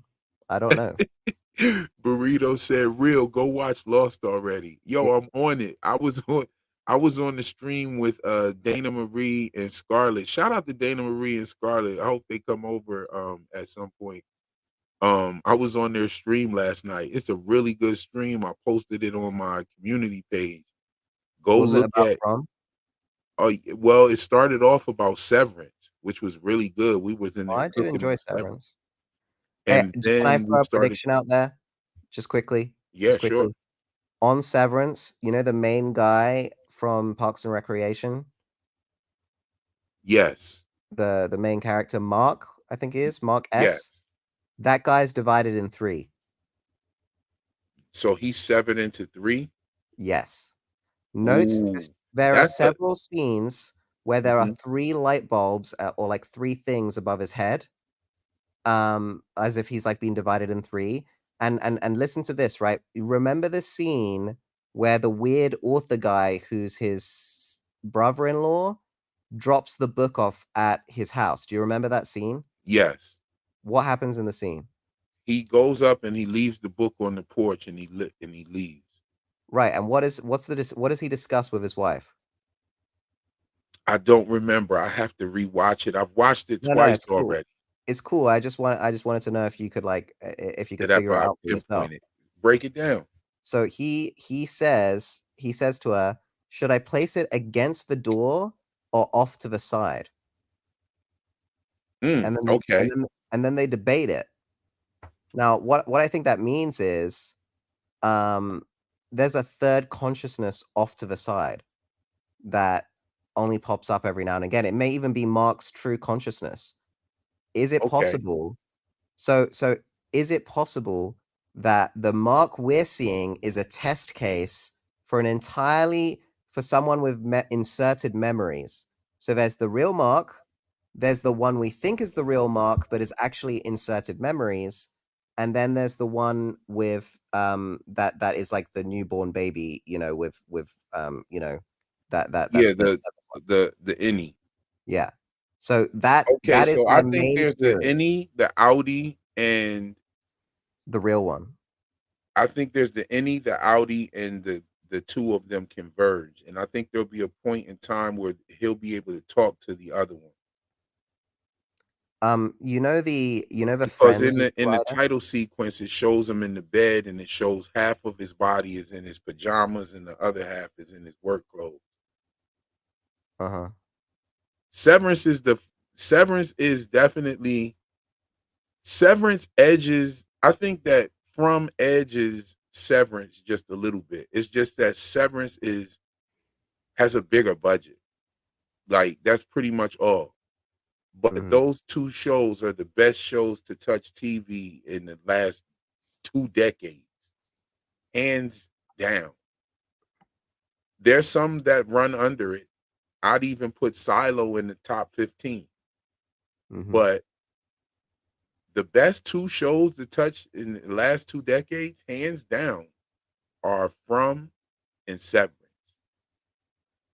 You don't get any better than From and Severance. If you like From, you might not like Severance. The only thing that From, the reason why From edges Severance, and it's crazy because you could tell that the budget is lower. But the thing about it is, there's so much more to the show than Severance has going on, Mhm. and there's so much to the show that they've been able to draw all of these different people in, all of these different types of thinkers into From. But Severance has not been able to do that. You know what I'm saying? Like there's some people that watch From that Severance would not never even be on their radar, you know. But From seems to be on everyone's radar. And it's not Mm. it's one of those horrors that are actually not that scary. Yeah, Yellow Jackets is in the top 10. They just overdo a lot of shit. You know what I'm saying? Um, and and it doesn't have any. There are no good characters on the show at all. Who's good on that show? Like every character is, yeah. There are no good characters on the show. I don't like shows where there are no good characters at all. Like even I watch Raising Canaan. I love Raising Canaan because of the '90s nostalgia. But there are no good characters on the show. Everyone's bad. Everyone has some bullshit. But you know, From is definitely top tier. From is god tier. Yellow Jackets is cool. From is way better than Yellow Jackets. It's not even close. It's not It's even close. From is the best TV show ever made, in my opinion. It has its flaws. From an objective point of view, it's not the best TV show ever made. But from the point of view of someone who spent as much time as I have deciphering how deep it goes, it's the best ever. And no one will realize how amazing it is until they get to the end. Like everyone was down on season 2 because it was kind of slow, uh didn't have too many reveals. Um and it had some, but not a huge amount. Um, it kind of had a slow middle. So that's what some people thought. But what people don't realize is like it had to be that way because of what they're doing in later seasons. Like the clues that the cycle that they're representing had to happen for a much cooler version of what happened in season 2 to happen in a later season, if that makes sense. You know So where From comes short is they didn't give us enough characters that we care about for season 2 for a death of an important person. If we had like maybe 2 more characters that we care about, really care about, you know, Tom the barman was not, he's a great actor. I love Reed Price. He's a great actor. But Tom the character, we didn't care about him enough, especially when we seen him yelling at the old lady in front of the diner like that. Everybody started kind of like hating him. You know what I mean? Then he was trying to tell everybody he was discouraging and he just wants to stay in this place. But they didn't give us a real good death in season 2 at all. We didn't lose anybody we actually care about. And that was because there wasn't anyone that you could kill off. oh, Because Justin gifted you some everybody that you care memberships. about is kind of important. Yes. Justin, thank you for gifting. He gift 2 memberships. Thank you. Oh man, how generous, brother. We appreciate your generosity for sure. Daryl Seymour says he disagrees that season 2 didn't need main character deaths. I think so. There was nothing really to hold on to that season. And one of the cliffhangers ended up actually being like bombed on. Like they killed the music box situation. Papa Socks donates $5. Thank you for your generosity, Papa Socks. What reveals in season 3 do you hope for? I'll let you answer that one first. Okay. Eloise is Tabitha's mom. Um, Ethan and Julie time travel back to 1978 where they meet up with Jim. Um, Jim actually sets off the chain of events that makes Miranda leave Victor and Eloise. Um, Miranda leave Victor in the root cellar, even though that's what he was actively trying to prevent. And he ends up giving his bracelet to Miranda, Victor's mom. Um, I guess I'm looking forward to seeing time travel, particularly to the 1860s and meeting Crazy Horse, OK Ito, Caroline Dye, um, that sort of thing. Um, I'm looking forward to potentially seeing a Canadian town. I'm looking forward to Fatima giving birth to like a monster baby after she's operated Ron on an Eclipse Massacre night. Uh, those are the big reveals I'm looking forward to. I don't know if they're going to happen. I don't know if all of them will happen, if one or two of them will happen, but I have like a 80% certainty on each one of them.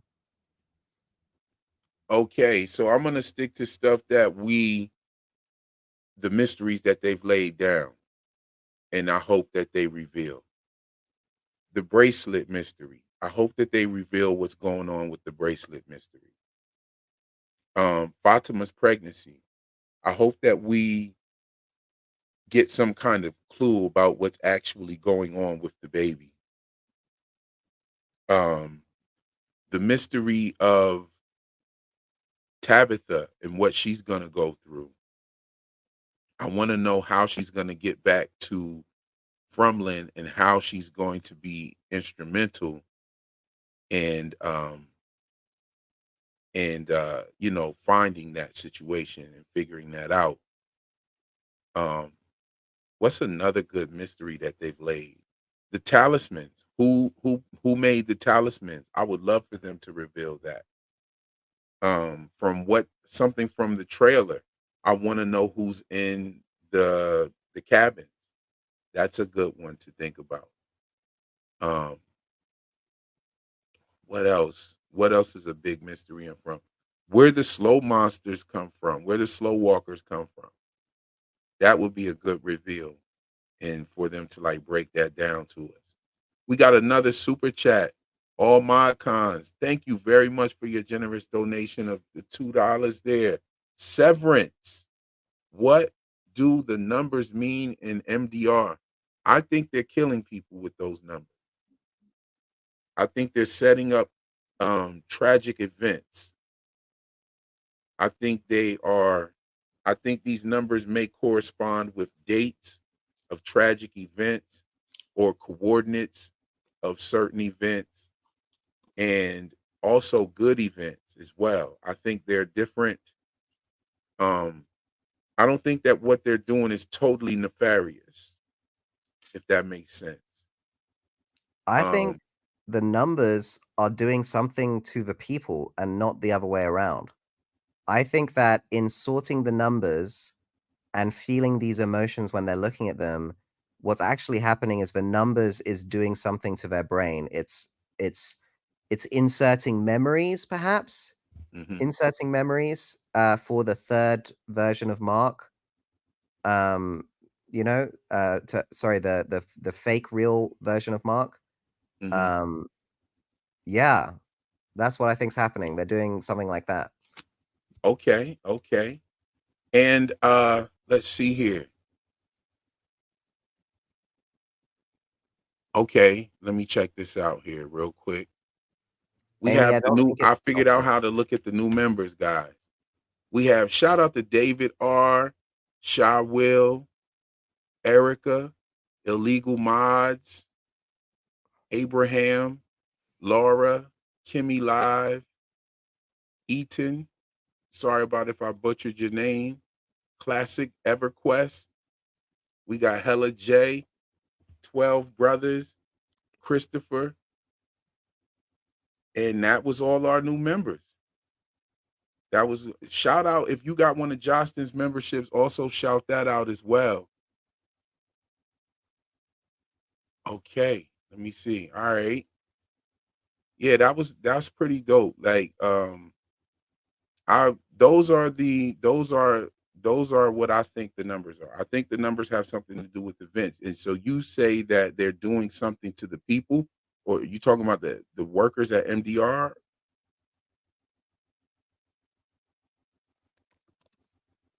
Taran, you there? I'm sorry, man. I just got a message I had to reply to. Can you ask that again? Oh no, so I was saying that you think that the numbers are doing something to the actual workers?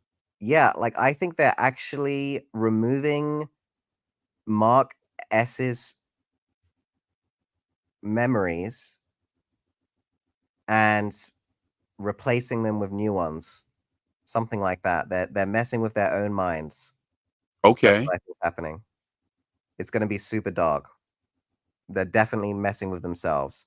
They're like, think about all this weird stuff about memory and personalities, and then they're sorting stuff based on emotion into different categories. I just feel like they're rearranging their own brains at this point, and it's connected to the chip in their head, right? Oh, look at what Amy Bones said. If you read the Apple book related to the severance, it hints that the numbers are events that they are causing. Hmm. I That's what I was thinking. Okay. That's Okay. Could exactly be. what I Could was be. thinking. I think she's I may talking be about the wrong. Lumen Handbook. I may be wrong. I didn't watch it in the same way I watch From. I just watched it for fun. But then Amy says that programming their minds to stay severed. No, I don't think so, only because we meet other severed people like that lady who gives birth, and they don't seem to need to sit in front of a computer and program their own minds, nor do the people in the other departments who don't sort this data. So no, I do think they are programming their own minds in some way, but I don't think it's to stay severed. I think they're just like rearranging their memories, doing something to one of their other personalities. I think they might be the test subjects for a three-way split that's never been done before. And potentially they're trying to they're trying to invent new personalities to take over existing ones, I think. Um, like, isn't it interesting that Mark's wife is the one who, like, literally she only gets to keep her memories for, like, a few hours, and then they reset her again over and over and over again? They're clearly doing experiments on her. This is all experiments on severed people. The whole facility is experiments on severed people. Even the goats, right? The goats are probably being bred to be the test subjects for, like, four-way severing, five-way severing, that Wow, yeah, they could be this like, yeah, this is what they it could be is, like man. some sort of like lab monkeys or something. Yeah, this entire facility, right? It's all empty, and it's just a few severed people. I think the normal severed people are that manufacturing section, right? They're the way the company makes money. They just make products. They make products to sell. They're slave workers, right? They're the profit center. Hmm. These other guys in MDR sorting the numbers, they're the experiments, right? They're the research, they're the like guinea pigs for three-way severing, right? The goats are for like animal experiments for like the more extreme stuff, and that's that's kind of it. I think it's the test case for all sorts of severed experiments, and also includes like a slave wing of people just making products for them to sell. Indeed, indeed. Daryl Seymour says something that kind of reminds me about my reveals for season 3. And yeah, the voice on the radio is definitely one of those. I want to know. I think that the voice on the radio, just my engineering ear, music engineering ear, studio ear, my studio ear, it sounds like the same person that on the radio was on the phone with Kenny. And I think that that's going to be the same person that is on the phone with Jim. I think that this person will tell Jim to go somewhere.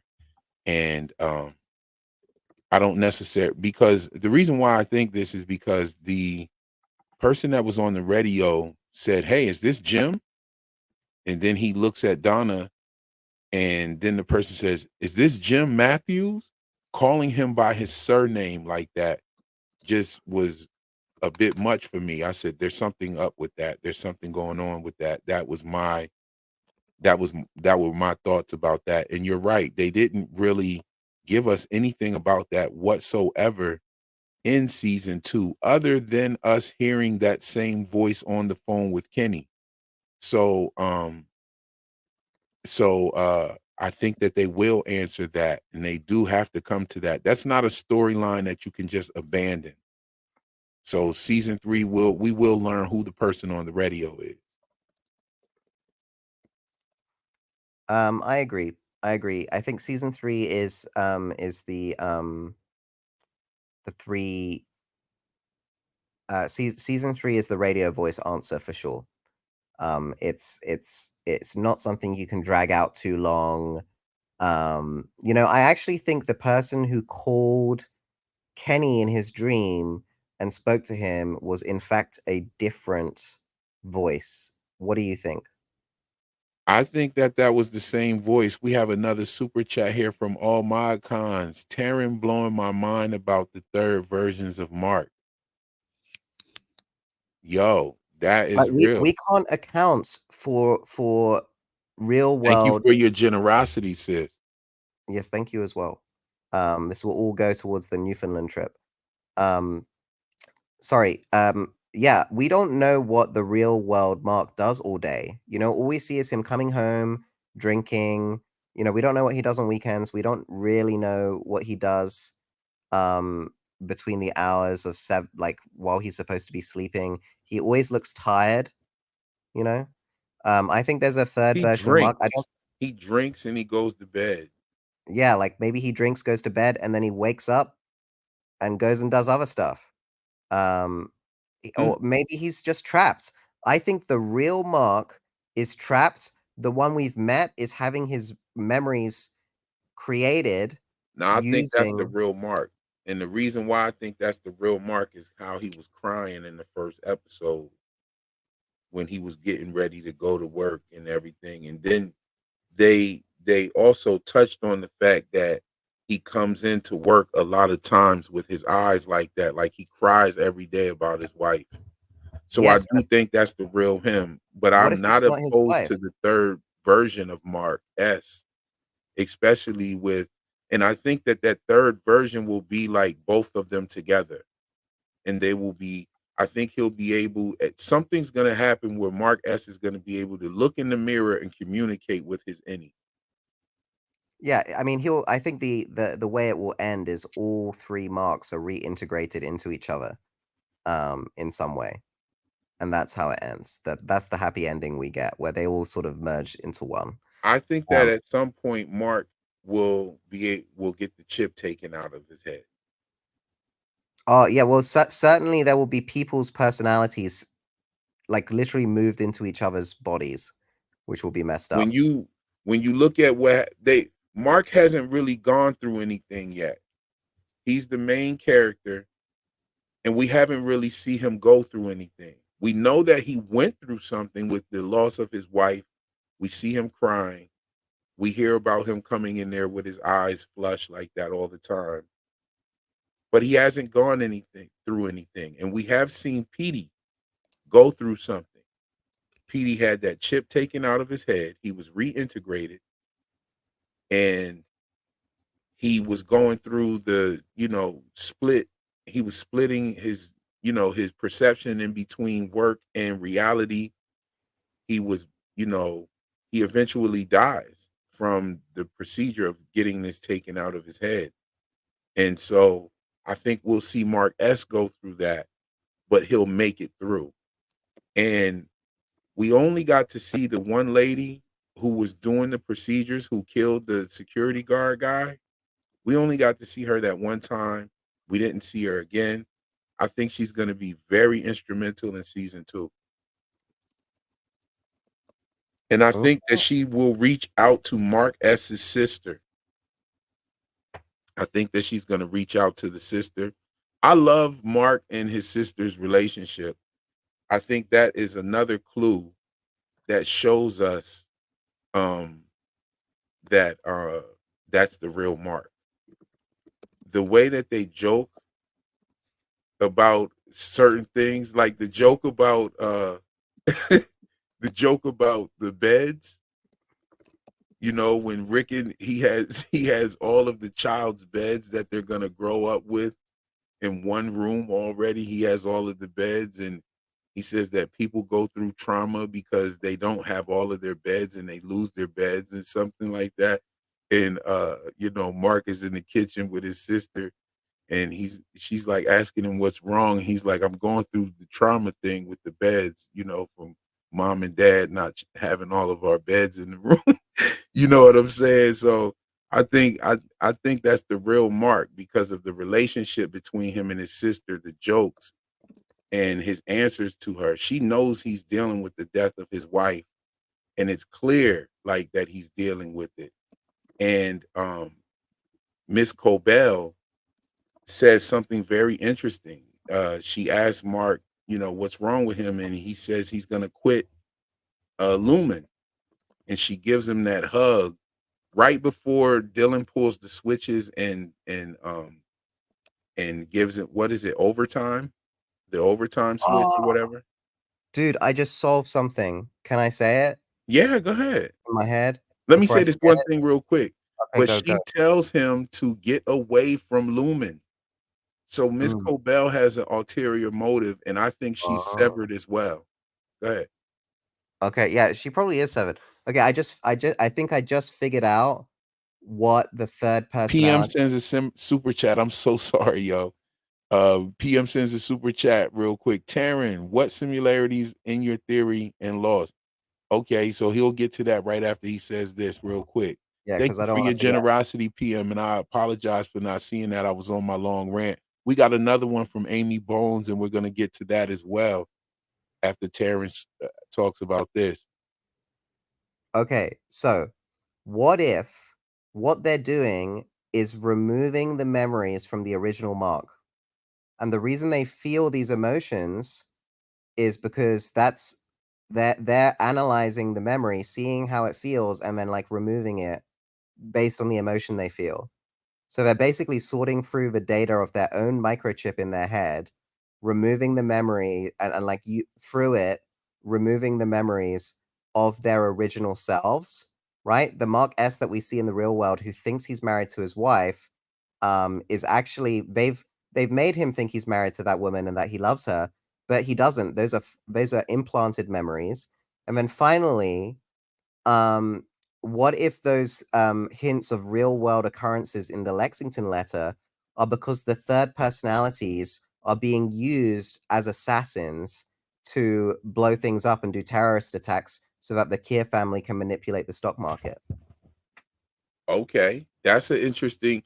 Yeah, I can get with that theory. I my theory was a lot different actually. I think they were controlling events in the real world, and these things were like scary numbers. But it kind of makes me think about it like, why would those numbers be scary to them, or why would those numbers be happy to them, or and so I agree with you that it could be something of that nature. So let's answer PM's question and then get to Amy Bones's super chat. Sorry, yes.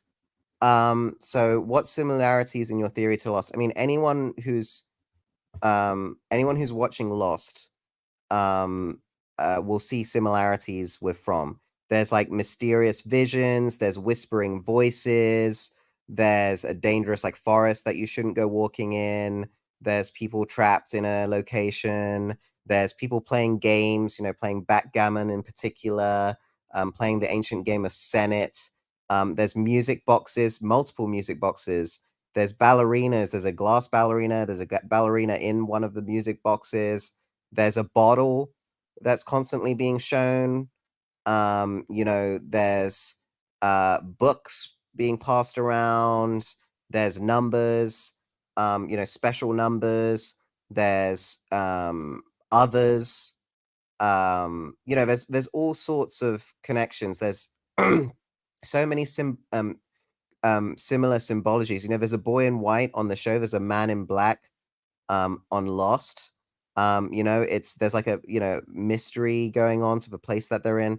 There's so many similarities, and in my opinion, what's going to happen is that the origin story of From will include several artifacts, and these artifacts eventually make their way back into Europe, and they're passed around by like artists, authors, musicians, inventors, philosophers, and as they receive these items, it influences their work to be to match like the world of Fromland and the origin story of Fromland, and it makes them really successful, but it makes their work match the themes and aspects and objects of Fromland. So just like Fromland is like multiple medieval board games and card games being played, so too is Alice in Wonderland.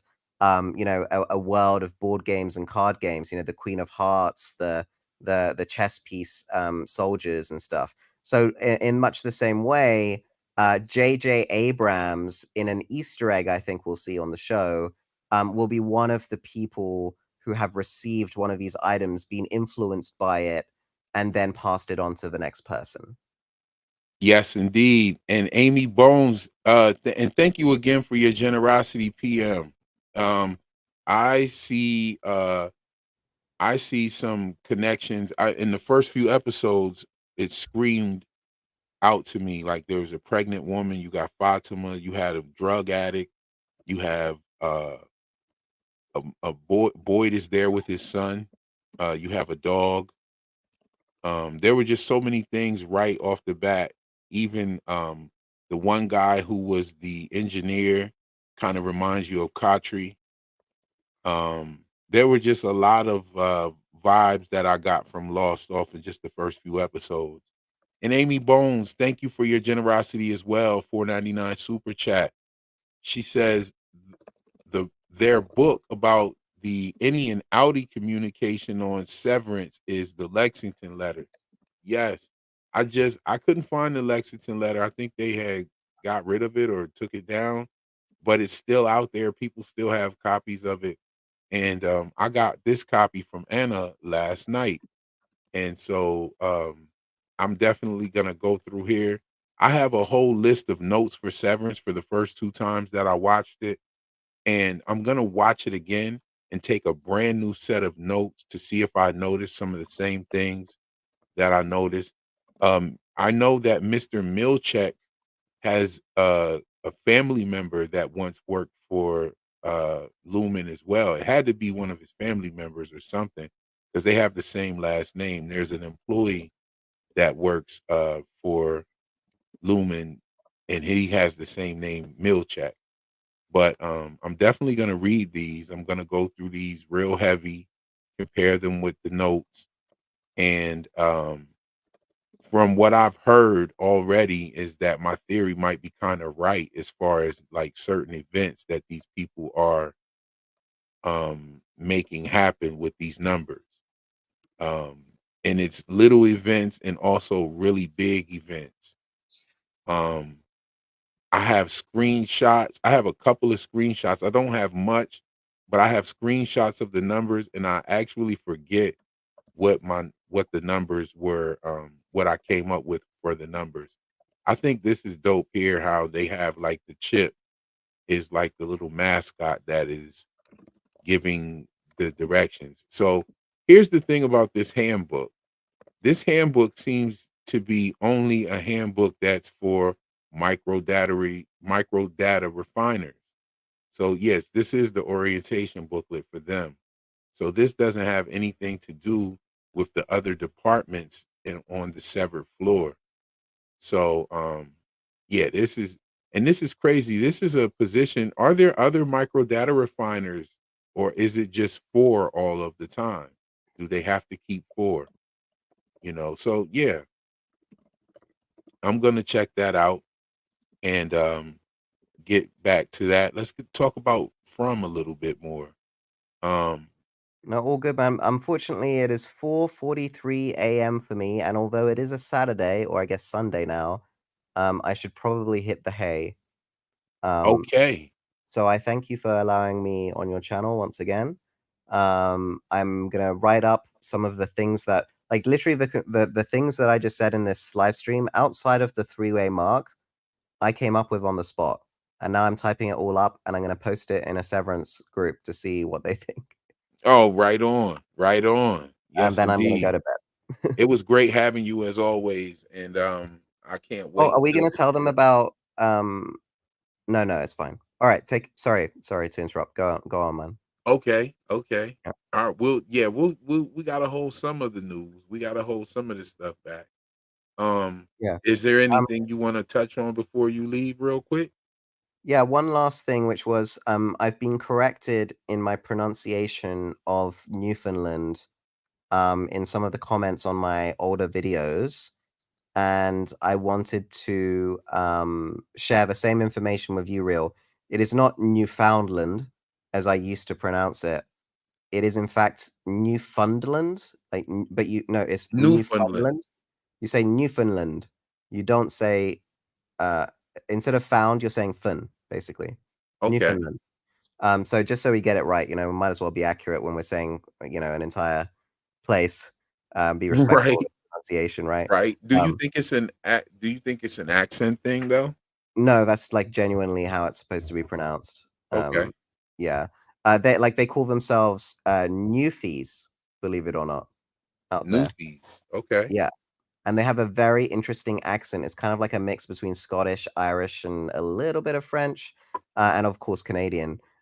If you ever watch uh, what's it called? Something about Crick. It's like Life's a Crick or something. Crick, TV series. Uh, Newfoundland. Son of a Newfoundland. Critch. Son of a Newfoundland. Critch. And Son by of the a way, guys, I recommend Son of a Critch as a show. I quite enjoyed it. and it gives you a really nice overview of Newfoundland and what it's like out there. So I recommend it. Yes, indeed. Justin One White says, last. "Have a good night, brother. Thank you for all the bombs you dropped." Yes, indeed. We Mm, do this. We cook over here. Every live stream, we're gonna be over here cooking something. I'm gonna leave one last thing before I go. I'm gonna say Okay. this. If anyone is looking for a new TV series to watch and they are obsessed enough with From and they believe my theory, they think I've solved it, then there is one TV show I recommend everyone watch before the final season of From, or even season 5 actually of From. The White Princess. It literally is set in the with the same some of the same characters in the same era as the origin story of From. Okay. So it's really interesting that you can watch like almost like a prequel to From's origin story if you want to. Um, Obviously with different actors and stuff and a slightly different storyline. And if you can, you might need to use a VPN because I think it might only be available in the UK on YouTube. There's a documentary called "The Princes in the Tower: The New Evidence." That documentary makes up a huge portion of John Griffin's mythology. So I recommend people watch that as well. All right, thanks everyone. Yes. Thanks so much, Real. Take Yes, it easy. indeed. Great having you, and see you next time. See you this Wednesday, actually. For sure, for sure. Adios. Peace. Yes, that is Taran Matharu, the great Taran Matharu. Yeah, Taran is pretty dope, y'all. Like his theories, a lot of people think they're really tinfoil, but I love them. I love all the theories, and I definitely respect the scholarship behind them. Um, the breadcrumbs that he goes through in order to find his clues. We don't agree on everything, and a lot of the stuff I believe, and he'll find that they'll be. I know he's hearing me probably. That they'll be very esoteric. They're going to be the same way that we found them. The same thing. Like just the esoteric clues, like the gollywog being connected to the gulagog. That's esoteric. Like it's a hidden message, it's a hidden clue. And I think a lot of the stuff will be hidden clues.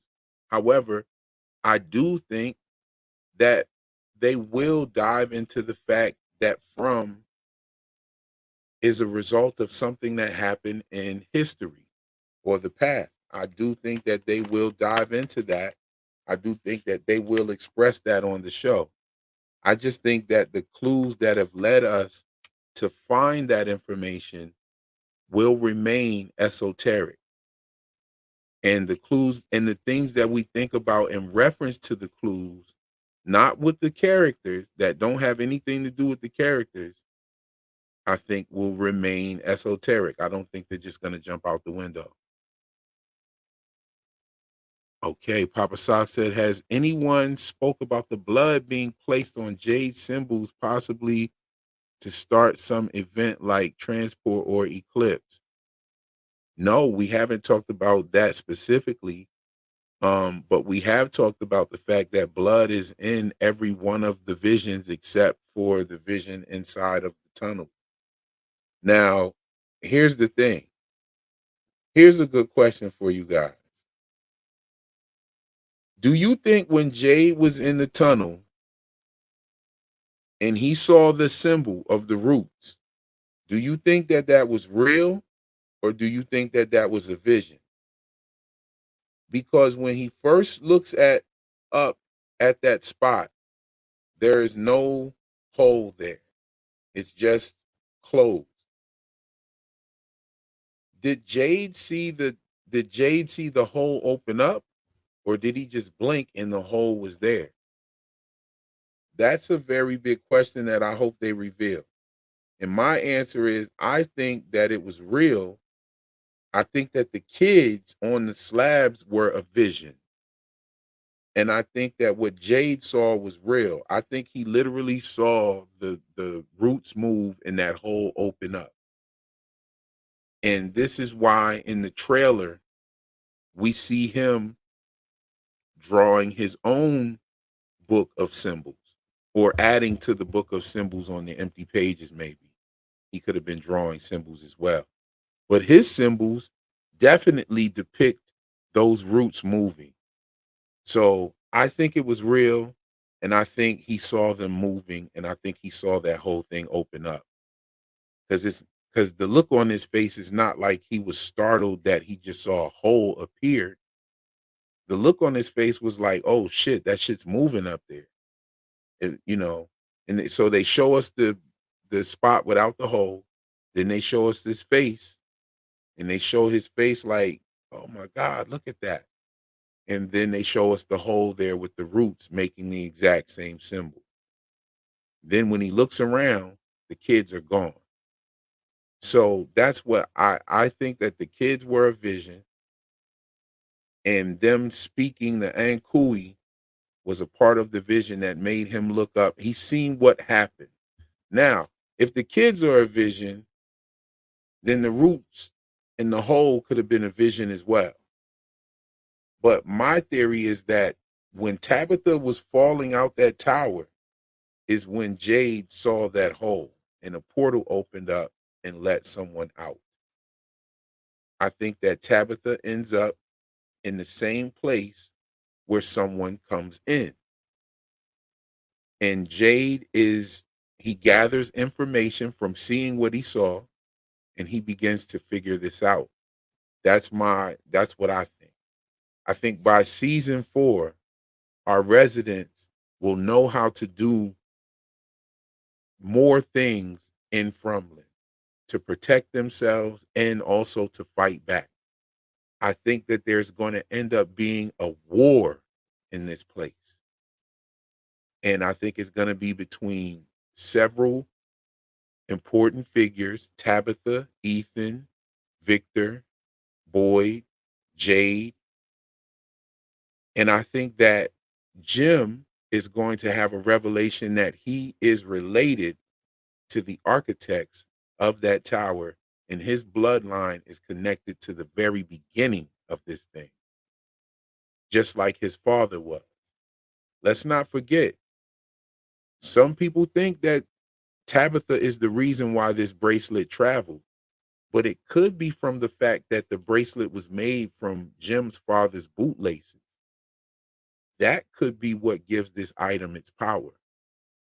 And the only people that I know that would even keep bootlaces are soldiers.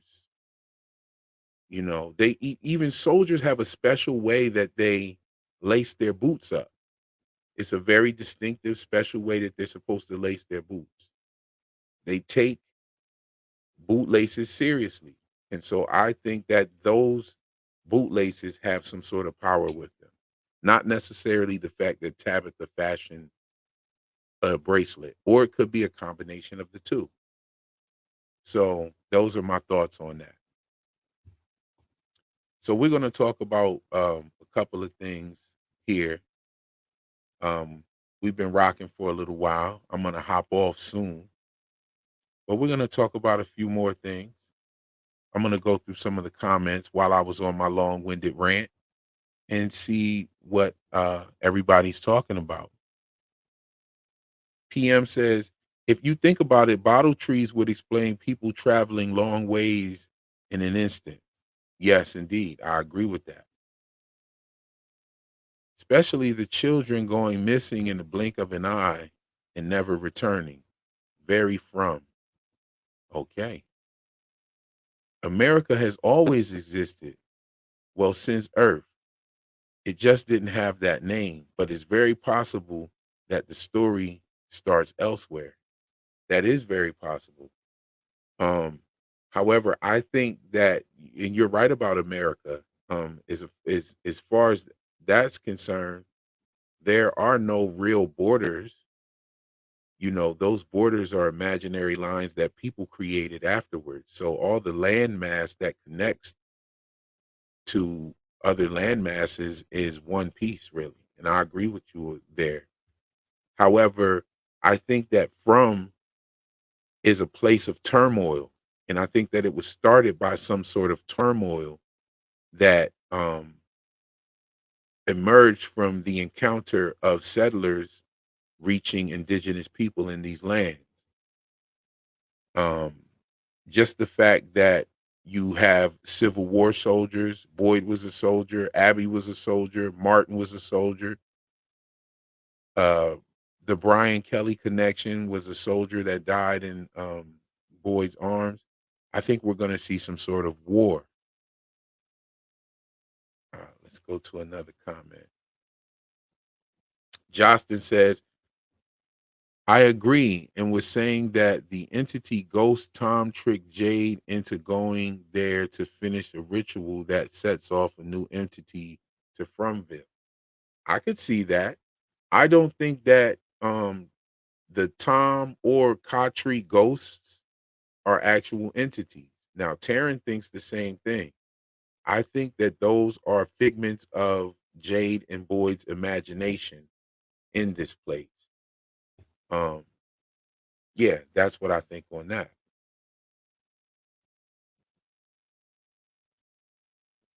My aunt's feather. How are you doing? Good to see you. Good to see you in the building. Indeed. I agree.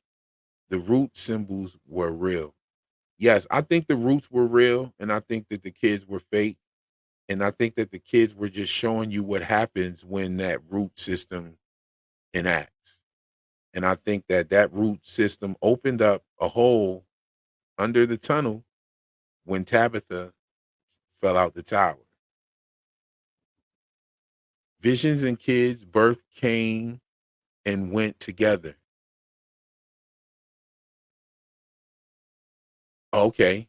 But if Jade is the key standing in the center, then it's possible it actually happened. Yes. Yes, indeed. Justin White said the root symbols are definitely a clock, like the trailer sound. Set to reset the town. That is why the roots move closer and the trees move closer or bad to Victor. That's a real good. And that also would speak to the game aspect as well when you have clocks, time limits, and resettings. Papa Sock says, so real enigmas and theories, you put together two events in your last explanation. Do you think two events also happened just before the bus came? Yes. I think the bus was a part of the cliffhanger for the first season. So I think that the cliffhangers, they don't just leave you with this one event happening. They leave you with several events happening. Um the a very missed part of the cliffhanger for season 1 was where is Sarah going to be? What happened to Sarah? So evidently she did go through the bottle tree. She said she ended up in the church. They just gave a really simple answer to it in season 2. And notice that they waited several episodes. They didn't do it like right away and show us Sarah by herself. I think that's suspect. And I don't think that Sarah is to be trusted. Um, anything could happen. I think that there's two things that indicate that Sarah is not to be trusted or that she's still impressionable in a negative way. The first is what I just mentioned about her not being, they didn't show her going through the bottle tree. They didn't show her ending up there. So they didn't show her by herself, right? They showed her being discovered by Kenny. Okay. So that's one part. The other part is when she went back to her old house to look for some of her things and her brother's things, she talked about her brother's jacket. Okay. And then Ethan gets a jacket. I thought that was very strange. I also took note to how mean Paula was to Sarah, right? And then Paula was the one that ended up getting broken up. Reggie wasn't necessarily that rude to Sarah. He was just like, "What the hell are you doing in our house?" And we was up here asleep, and like, "What are you doing in here? Who told you you could come in here?" So after that, Paula gets broken up by the cicadas. So, which could have been some kind of punishment for being rude to Sarah. Now, if Sarah was having a redemption arc, I just don't see like somebody being that was being rude to her getting killed like that. You know what I'm saying? I just don't see that happening if this is a part of her redemption arc, so to speak. Okay. Carrie says, I think people from other countries represent the blend in cultures during war, but I think it's the story of From actually started in America. I believe that as well.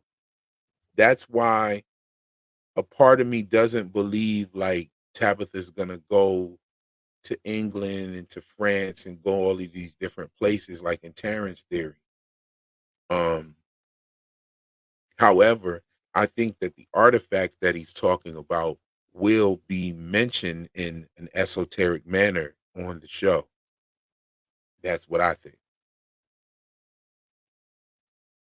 Susie says, is it possible that they are manifesting not just nightmares or scary stuff, but accidentally sometimes normal stuff that ends up extreme, like Christy telling Sarah word for word, then her fiance comes, okay, or Fatima saying that it's the one yellow sweater she won't let Trudy get her hands on, but then right after she gives it to her, she goes bye bye. Yes, I agree with that. That could be a possibility. That was I think that that was kind of done to force Ellis thinking that the creatures killed Fatima. That's why I think that was done. So she gives her the sweater, and when Ellis comes down after he's sitting up there drunk, he comes down and he sees someone laying in the room with the yellow sweater on. That's what makes him go in that room, then end up having to jump out the window. So I think it was kind of cold how he didn't care when he saw Trudy there. He was like, "Oh, good. Like, glad it's not Fatima." Gardenia Blossoms, how you doing? She said, I don't recall it being a bottle tree that Boyd and Sarah went through. You're right about that. I meant far away tree. I definitely meant far away tree. But I was definitely thinking about the bottle tree that Boyd took that note out of. And that's what I think that's what I think that where the curse came from. I don't think it came from Martin at all. I think that Martin comes out of that bottle. I think that the 1864 note that was on the bottle transported Boyd to that time period inside of that dungeon in the well. And that's possibly an 1864 dungeon.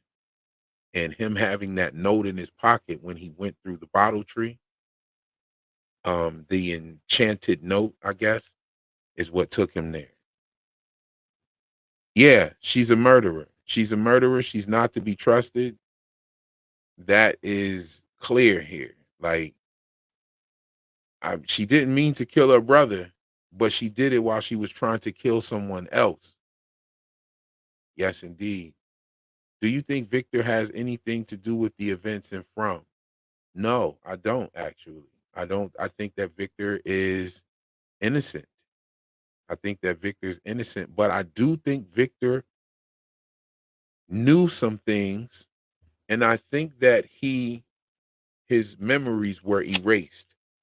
I think someone erased his memories. I think it was Donna by giving him the peaches, because when the peaches started drying up is when he started to remember shit and be more forthcoming with people. Yes. What else do we got here?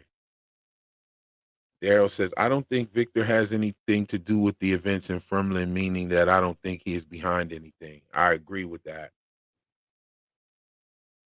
I don't. Nathan was Sarah's brother, but he was her lover. That that would be crazy plot twist.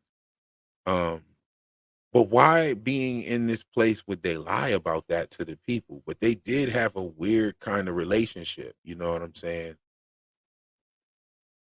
Poor Trudy. Yeah, why they kill Trudy? Like, That's how you build it though.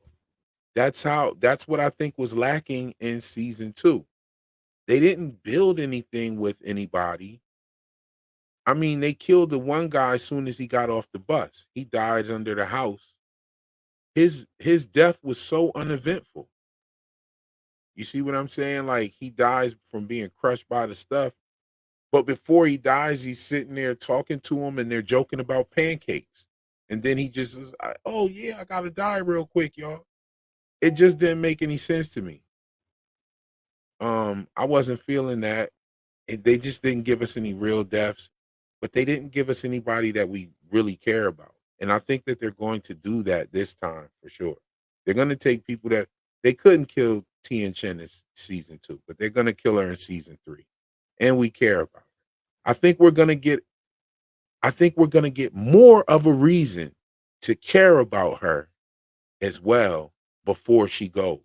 Something is going to happen before she goes that's just going to solidify her as an important character even more. I think she's the lonely dragon. I think Victor is the other lonely dragon. But that we're going to talk about that a little bit later before we go. Not incest, but they lied about being related as a safety measure, similar to how Abraham and Sarah in the Bible. Whoa. Wow, that could be true. That could be true. Her brother was meant to die, so he couldn't go get any more meat. They set Sarah up. Yo, and I'm going to tell you, Sarah, there's another part on why Sarah is not to be trusted. Because she lied. She told Father Khatri, she told Ethan that everybody was going to get to go home. But that later on, she tells Boyd something totally different. She says, they told me if I didn't kill Ethan, that my brother would die. He said, why would you try to kill that little boy? She said, because they told me if I didn't, my brother would die. And that's a vastly different answer to why you were trying to kill Ethan. Now, here's the thing. Which one of those came true? Nobody went home. She didn't kill Ethan. But she didn't kill Ethan and her brother died. So when she said, they told me if I didn't kill Ethan, then my brother would die, that was the truth. So the shit that she said before to Ethan, she was just trying to save her brother all along. There was no going home. That's bullshit. She was trying to save Nathan.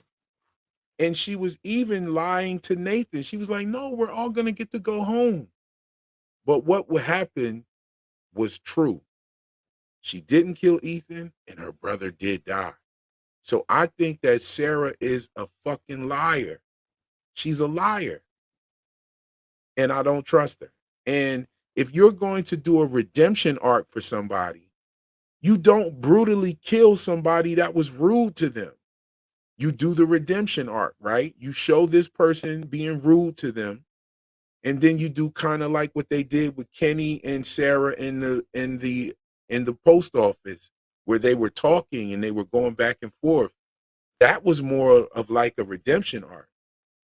You see what I mean? But they didn't make it a redemption part of a redemption arc in that moment, because he was simply just asking questions about, like, what did you hear? What are these voices telling you? And what the fuck do you think these cicadas are? What are the voices telling you that the cicada shit is? And that's when she talked about Nathan being afraid of the cicadas and everything. I think that all the theories that these residents have are wrong. Let's go down the line a little bit. I know I'm talking long-winded here, but we building. You guys are asking some great questions and making some good thoughts here. Sarah said something about being tired in season 1 of the early episodes. That led me to believe Sarah killed a lot of people prior to season 1, episode 1. And you know what? I'm gonna tell you something. Her kissing Toby is another thing. Her kissing Toby before she killed him, that was cold blooded. That was cold. She knew she was gonna kill him. Why was she even there? So that was cold blooded to me. Um, she knew all of this was going to happen. She knew everything was going to happen. She said that they told her that the two cars were coming in, and she's not to be trusted. Her and Donna are very suspect. I don't think they're like on the same shit. I think that Sarah is just not to be trusted because she's malleable. I think Donna's not to be trusted because she knows something that everybody doesn't. She's For all of you that love Donna, and I'm with you on that, and I see why you love her. But you gotta admit that she's deceitful. You've seen her lie. You've seen her do it. And that never works out good for characters and shows. See, it's things like this that I'm talking about. Are you talking about what I'm talking about? Let me get this Lumen handbook off of here real quick and put up that IMDb shot again. Okay. Right. They tell Sarah to kill and they go home, which was false. But they drew the candy bar wrapper exactly right, telling Katri's truth. Exactly. Sarah is lying, y'all. I'm telling you, Sarah is not being truthful. There's something else that she knows, and she might even have another agenda. Now, they do show her in the trailer. Looks like she's trying to save Ethan and Julie, but they also show Donna's ass crying in the trailer. You see what I'm saying? So they gotta mislead you and make you think something. But there's no way you're doing a redemption arc with a character that tried to kill a little kid and somebody is rude to this person who tried to kill a little kid and then they end up dead. Like, yeah, that's not redemption. We going a little bit further into nefarianism.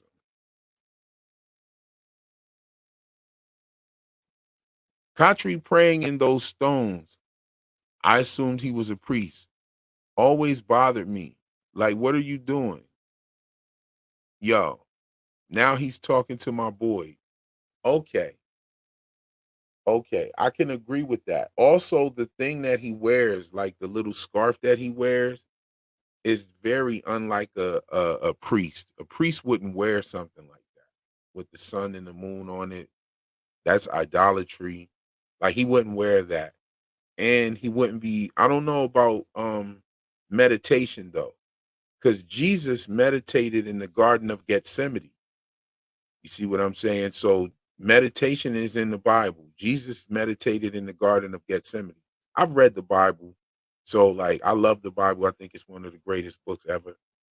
Um, there are a lot of great books, but the storytelling in the Bible is like top notch. And I feel like every story kind of borrows a little bit from the Bible as far as like continuity and almost like a everything's gonna be all right kind of thing. Kind of borrows that from the Bible. You always have like a Christ figure, the savior type person in a story. Toby's tongue was cut out. Kevin's tongue was ripped out. Yes, indeed. And this happened to slaves as well. And Toby is the name of a famous slave in the movie Roots, Toby or Kuta Kinte. And yeah, and that's what they did. And Kuta Kinte's foot was cut off. And they cut a lot of foots off in this show. Like every person you always see they tear a leg off. They always tear a leg off in this show. Even the ballerina's leg was broke in the music box. Her leg was laying there inside the music box, broke. So they definitely touch on that. They touched on that with the cart. They talk about horses a lot, which I think are representations of a lot of the Confederate statues that show the Confederate soldiers on horses. And during 2018 through 2021, a lot of those monuments were taken down, and a lot of the horses that you see are falling over, like the horse in Megan's room. You had Boyd bringing up the wild horses. Tilly said she was going to bet on the ponies. Had horses on his pajamas on episode 103. You have a carousel horse in Colony House below the steps. Even the box. Here's a new one, guys. The box is a horse trailer. The famous, infamous box where they put Frank in is an actual horse trailer.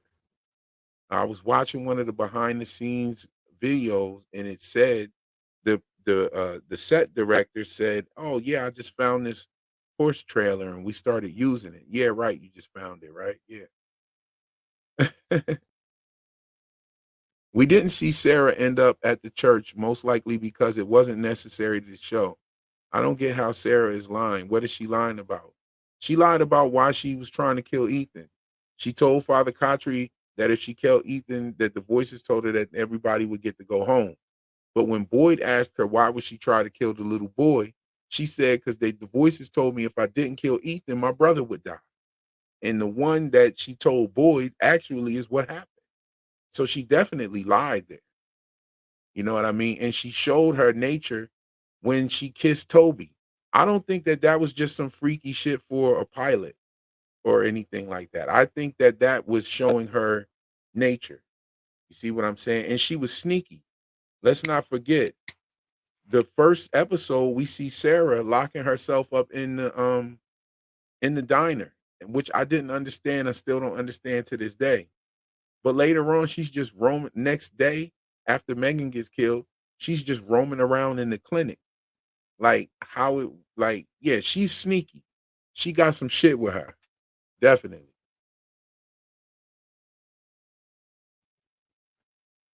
They all hide in something. Yes, indeed. Boyd withholds information as well. Yes, but Boyd withholds information about shit that happened to him.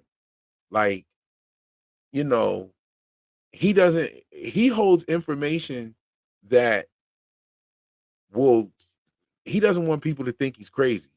Like the old guy in the dungeon, he kind of skipped over all of that. The worms, when Christy saw the cut on his arm, he didn't want to tell her what that was, but he ended up telling them. He doesn't really withhold things that are vital. You know what I'm saying? He kind of withholds things that he questions himself. But there's no question that both of them heard a voice on that radio, and Donna wanted to withhold that information. She even put the pressure on Jim not to say anything. Um, Also the food shortage. She goes and makes Ellis this big ass plate of food and this big meal after they're going through food shortage. And she just knows, oh, it's just temporary. It's just going to be temporary, as if she knows that a bunch of people are going to get killed or something. Another thing she knew was almost exactly how long they had before that tower came falling and crashing through the window off of Colony House. How the fuck did she know that that was going to happen? She came outside. She said, "You got about 10 minutes before that goddamn tower blows down and and they blow that damn tower off the roof." So, how did she know that that was going to happen? Like literally 10 minutes before it happened. So Donna's got some shit with her. I'm going down the line here. Pardon me, I'm gonna skip through a bunch of them. They probably from 20 minutes ago that I when I was talking. Hmm. Okay, hold on. Let's see. Uh, okay, he died because of his theory. Book 74 was wrong. Okay, you think he died because of that? Nah, I think he died because they were just underestimating the creatures. You know what I'm saying? I think he was just like, he died. He just, the road, the road to good intentions. You know what I'm saying? The road to hell is paved with good intentions. He was trying to, he had good intentions going out there helping the people get in there. He tried to be an anchor and lead people in there, and he was just out there a little bit too long. You know what I'm saying? That's what I think. It was. I think that was a mistake. That's another thing. Um, but it sounds very contradictory, right? I'm saying that they should have killed somebody in season 2, but then I'm saying that they shouldn't have killed Katri in season 1. Katri was a very interesting character, especially when he dropped the bomb about how he killed the boy's father and all of that. Yo, he had so much more to give, and I even think that that's why they brought him back in season 2, because they realized, like, yeah, it was probably a bad idea to get rid of him. We got to bring him back in some kind of way.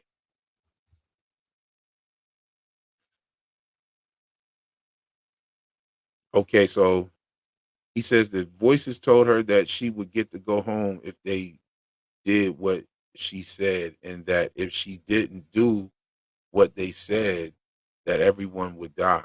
Sarah wasn't lying. But that didn't happen. That's a lie right there. That's what you would tell somebody. That's what you would tell somebody to for them to have sympathy for you. Oh, they said if I killed this kid, they really told you that your brother was going to die. That's what they really told you. But then you tell everybody that they said that everyone would get to go home.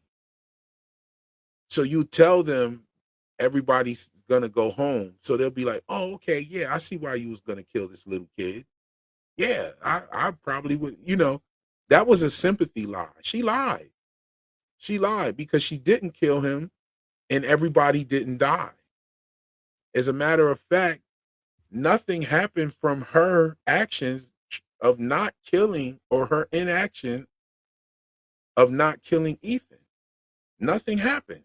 Nothing happened to nobody because of that.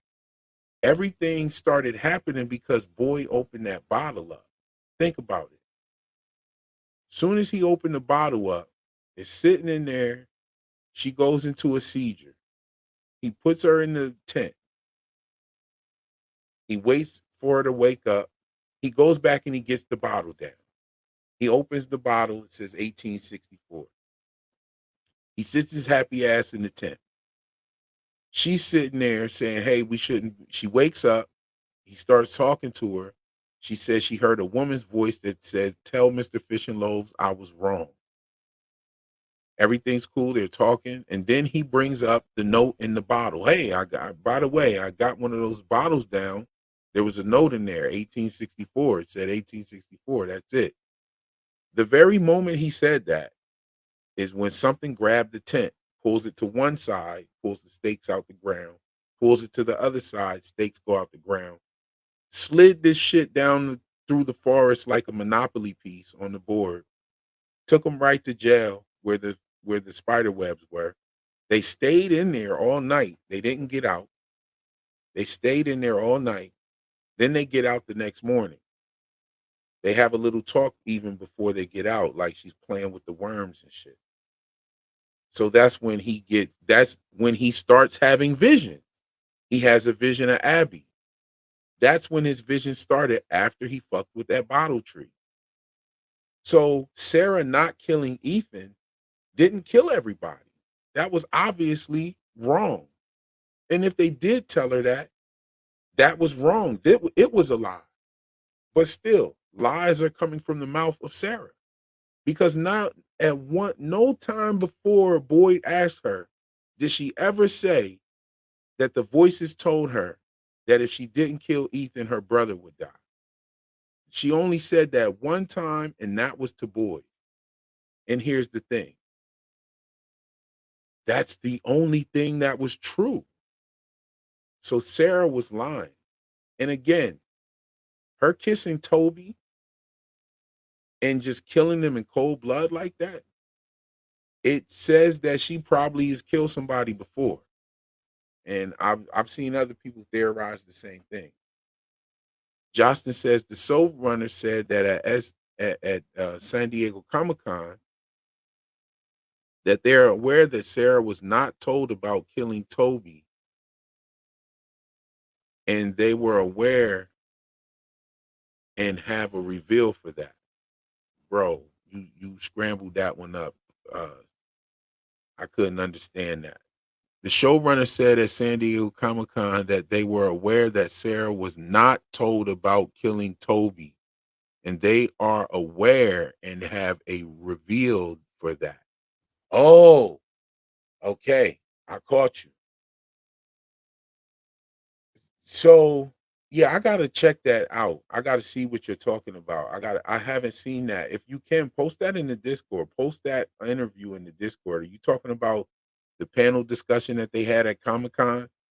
Because I have seen pieces of it, but I haven't seen the whole thing, and I definitely want to hear about that. But there's something strange about the way she killed Toby. And if y'all can't see that, I don't know what to say. She almost looks like one of the nightmare creatures in the trailer. Are you talking about Sarah? Hold on. Let's see what Mike said before that. Okay.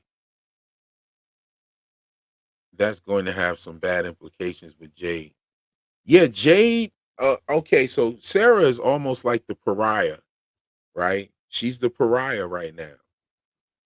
And I think Victor is also going to fall in that pariah category. That's why we see Sarah and Victor in the trailer together. Mind you, Sarah and Victor didn't have any scenes together whatsoever in season 1 or 2. So seeing them together in season 3 trailer is telling me that Victor's ass is on the hook for not coming back with Tabitha and being so secretive. And this is why he's going and trying to find these answers and things that he can remember, because he knows that if his ass doesn't and shit gets harder, bro, you might have to go. You might Boyd is gonna be like, yeah, what do you mean you took her to a bottle tree? You know what I'm saying? What do you mean she got into the tree and they're all because Boyd got into a tree and he saw a bottle tree. Jade doesn't know anything about that. So there's gonna be some uproar when it comes to Victor. And he's gonna get put in that category with Sarah. This is going down here. Heard you're coming to Providence. I live right outside the city. I could probably recommend some cool places to hang if you're doing any kind of meetup. Yes, indeed. We'll keep you posted on that once we get there. We're going around the time of episode 5, which would be the weekend of the 19th October. So yeah, if we do something, yeah, we can hang out or something, like, all meet up, or y'all can hop on the live stream with us, or we'll do the live stream in front of you guys, or whatever, however y'all want to do it. But yeah, we're gonna be in Providence, Rhode Island on the weekend of the 19th. We're gonna watch from there. That's gonna be dope. Del Senior says, I'm not sure that Sarah was next to Tien Chen, but Victor saved Jade, and it appears Sarah tries to save Ethan and Julie. Yes, you're right about that. Now, why she wants to save Ethan and Julie could be part of a redemption arc. Uh, Maybe that's the way they want it to look in the trailer. I'm gonna tell you something about this trailer. There's a lot of things about this trailer that they're just fucking with. First of all, the sound bite from the teaser. Then you have no CGI was inserted into the teaser at all. So we didn't see that Boyd had been scratched by the monster at all. But then they showed us the exact same shots with CGI, and we can clearly see that happened. The chronology of the trailer is all over the place. The trailer is very unreliable. There are two things that they're really trying to sell in the trailer as well. They're trying to sell Sarah's redemption arc by showing what you just described, Del Senior. And they're also trying to sell that Donna is really hurt and she's crying and all of that. Those were in the trailer as well. I think these things are misleads and misdirection. She saves Ethan and Julie, and now all of a sudden they're going to the ruins at Redemption Arc Martell. Yeah, I don't know. Sarah is suspect. Sarah is just as suspect as Donna. Um, I want to go up a little bit here. Boyd came back from the force with absolutely nothing to share or show for it except for Sarah. It's no surprise that as things consistently get worse for everyone to lose faith in him. No doubt. I agree with you on that because he has withheld certain things. And I think that he withheld them because they sound batshit crazy. Like even with Donna, he told Donna like he saw his wife. He said, I saw my wife, and Donna was like, how she look. You know what I'm saying? So he doesn't want to he doesn't want to sound crazy in an authority position, a position of authority. He doesn't want to sound like the guy that's saying a guy put worms under his skin. You know what I mean? So I can give him a pass for things, especially those things happen to him. And those things weren't anything that's gonna result in like, okay, you're withholding that. All of us worked on this tower. All of us worked on getting the light bulbs and all of this shit together. We got a voice on there, and you want to keep that from us? All of us eat the food here. All of us are affected by the food. And you want to keep the fact that we have a food shortage away from us? That shit affects other people. Boyd not telling them about the spiders and the Martin's blood brother ritual and shit like that doesn't really affect anyone directly. It did end up affecting people, but there's no way that he would have known that. He didn't know he brought a curse back with him. He knew he brought some shit under his skin back with him. He wasn't he didn't even tell anybody that he was dealing with the Parkinson situation other than Christy. He didn't even tell his son. So like he just doesn't want to like he tells you those things, you start losing faith in him anyway, right? If Boyd told you about what happened to him, you start losing faith in him anyway. You're like, is this guy going nuts or what? What the fuck is this place finally getting to him? You know what I'm saying? So that's why he didn't say anything. But Donna, yo, we all worked on this radio. You had the entire colony house working on it, and you wanted to keep the voice from it. Food is getting low, and you don't want to tell us. So we gonna keep eating our same portions. We're gonna keep getting full bellies. That shit even caused Ellis, in my opinion, Donna not talking about the food shortage caused Ellis to get stabbed because people wasn't minding how much food they were eating. They weren't thinking about that. They thought that everything was cool. So, and not to mention, Donna wasn't there the night Ellis got stabbed. And that lie totally, her lying to the people about the food shortage or withholding that information totally led to Ellis getting stabbed, being that the he got stabbed because of the food situation with Dale and what's the brother's name? Elgin. Okay. Hey, why is it that we only seem to remember or talk about a handful of presidents? One of the random questions I have went on that Fatima's gas pack. Yo, that's true. We don't really talk about all the presidents, and very few people can name all of the presidents that we've had. I know I can't name all of them. I know, like, if someone was to name a name that is uncommon as one of the presidents, I would know that that was a president's name. But can I rattle them all off at the top of my head? Off the top of my head, no. But if I heard the names, I'll be like, yeah, he was a president, right? Let's see. Who else we got? Beth in the building. How you doing? There are 66 books in the Bible. Aren't there 66 books in the Bible? What did he mean by 74? Hmm. There are different versions of the Bible. There are different versions of the Bible. Um, there are missing books of the Bible as well. Uh, if I'm not mistaken, the book of Enoch is one of the missing books. And Revelations, or not Revelations, but Genesis was a book that was created way after the Bible was already finished, and then it was added to the beginning. You can do the research on that as well. Ellis got stabbed because of something through Dale's hand, like Martin's hand was thrown onto Boyd. The blood transfusion was planned, and so was the pregnancy. Yes, indeed. Um, I talked about that in a video actually.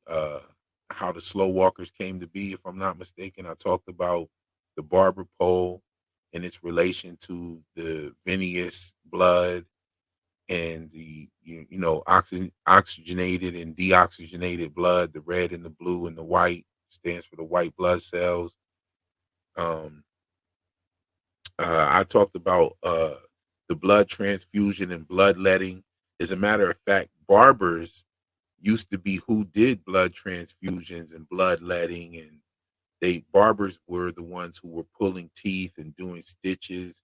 Barbers even used to amputate limbs. And the barber pole on Colony House, I spoke on that in the previous video.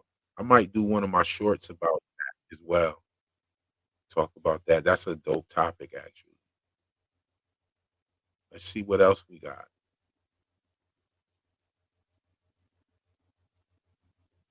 We at Colony House on the third floor. Share and like, and share alike. Don't go grabbing our stuff while we're passed out. That's not cool. Hell yes, indeed. You said, oh, you don't smoke oils. You do. Oh, you do oils and edibles. Okay. Yeah. You getting lifted over there. Then them edibles ain't no joke. Depending on how you make them. I like homemade edibles. Um, the oils are cool too. Um, but I like the flower. Like, give me the gas pack. I think she killed her boyfriend and possibly been on the run, and that's when her brother met her and they ended up in front. Yeah, he probably tried to save her from that. Yeah, she did imply that she was in a bad situation for sure. Okay.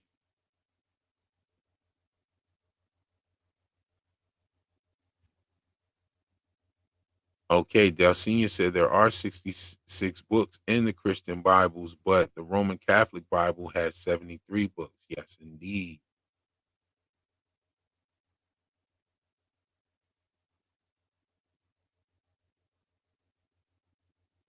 Extra Old Testaments that aren't considered court of the God, but the holy text. Yes, indeed. Okay, we got a couple Bible scholars in here.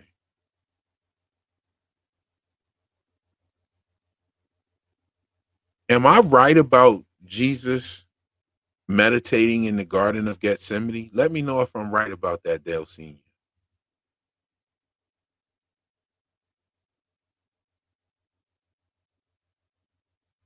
Yes, the gas flower. The flower is where it's at. Yes, it is.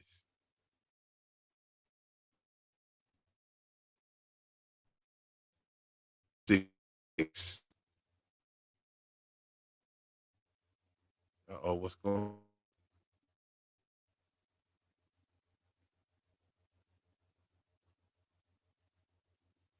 Everything's frozen, y'all. I don't know if y'all can hear me.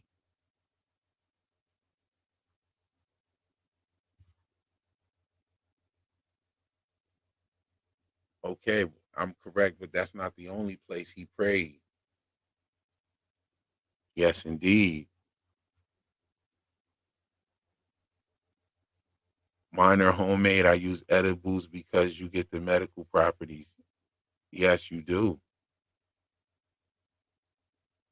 I don't know what happened, y'all. Everything froze for a minute.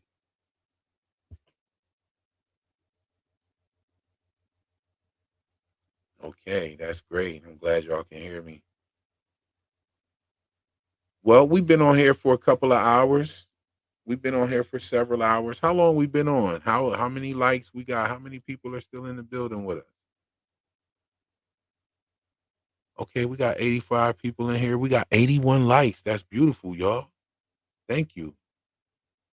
We've been rocking out for a couple of hours. I was gonna open up the lines, but we're gonna do that on Wednesday. We're gonna open up the lines on Wednesday, and I want to see a bunch of people come on up. So get ready. We'll be releasing some new information. Taran and I will. Um, he wanted to hold back tonight, so we're not going to tell you all tonight, but we will tell you on Wednesday at 3:30 EST Eastern Standard Time. Yes, indeed. I'm glad you guys enjoyed the live. I always. Oh, okay. Hold on. Chocolate Beauty says bring somebody up. You know what? We have time to do that. Let me cook the link real quick and put that in the chat and pin it up there for you.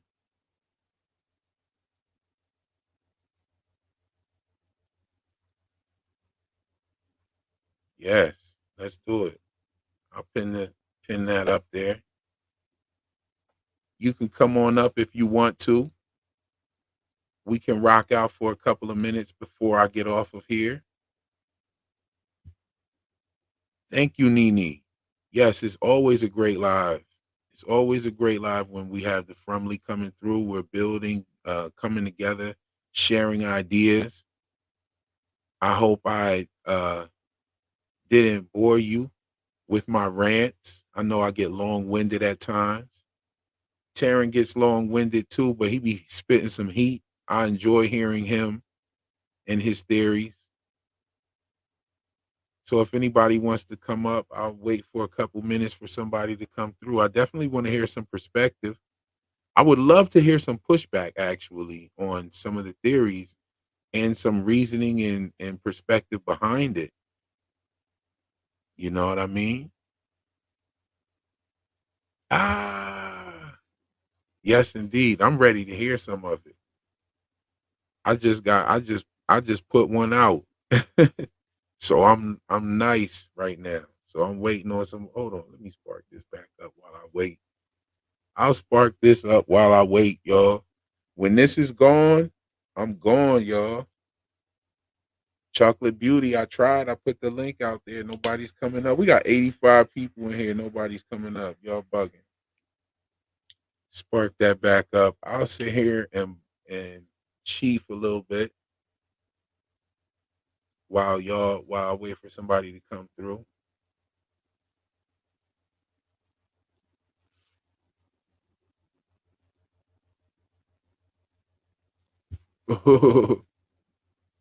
Join the Discord. Become a member of the Discord. Yes, indeed. The Discord is lit. The Discord is lit. Bigfoot though. Yeah. I'm not mad at anybody's theories. I love it. I love it. I love everybody's theories. You know. Oh yeah, Fatima's definitely in the house. Yeah, I hope somebody calls in. Uh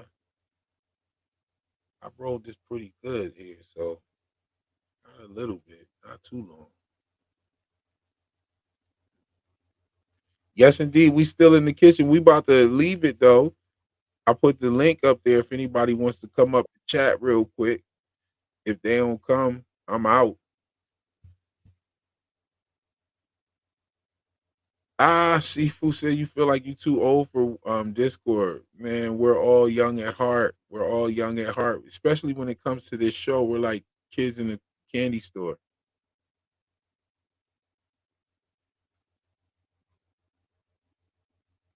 Yes.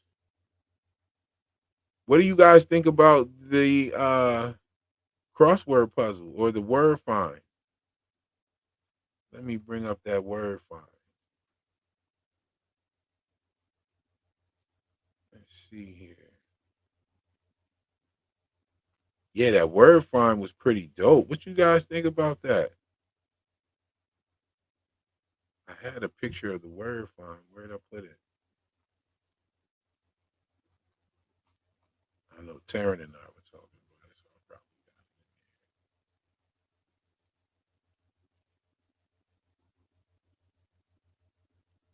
got it. Okay.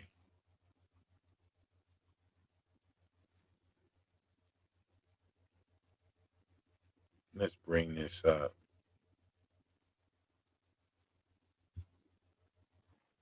There she is, Chocolate Beauty. How you doing? Uh-oh, she fell off.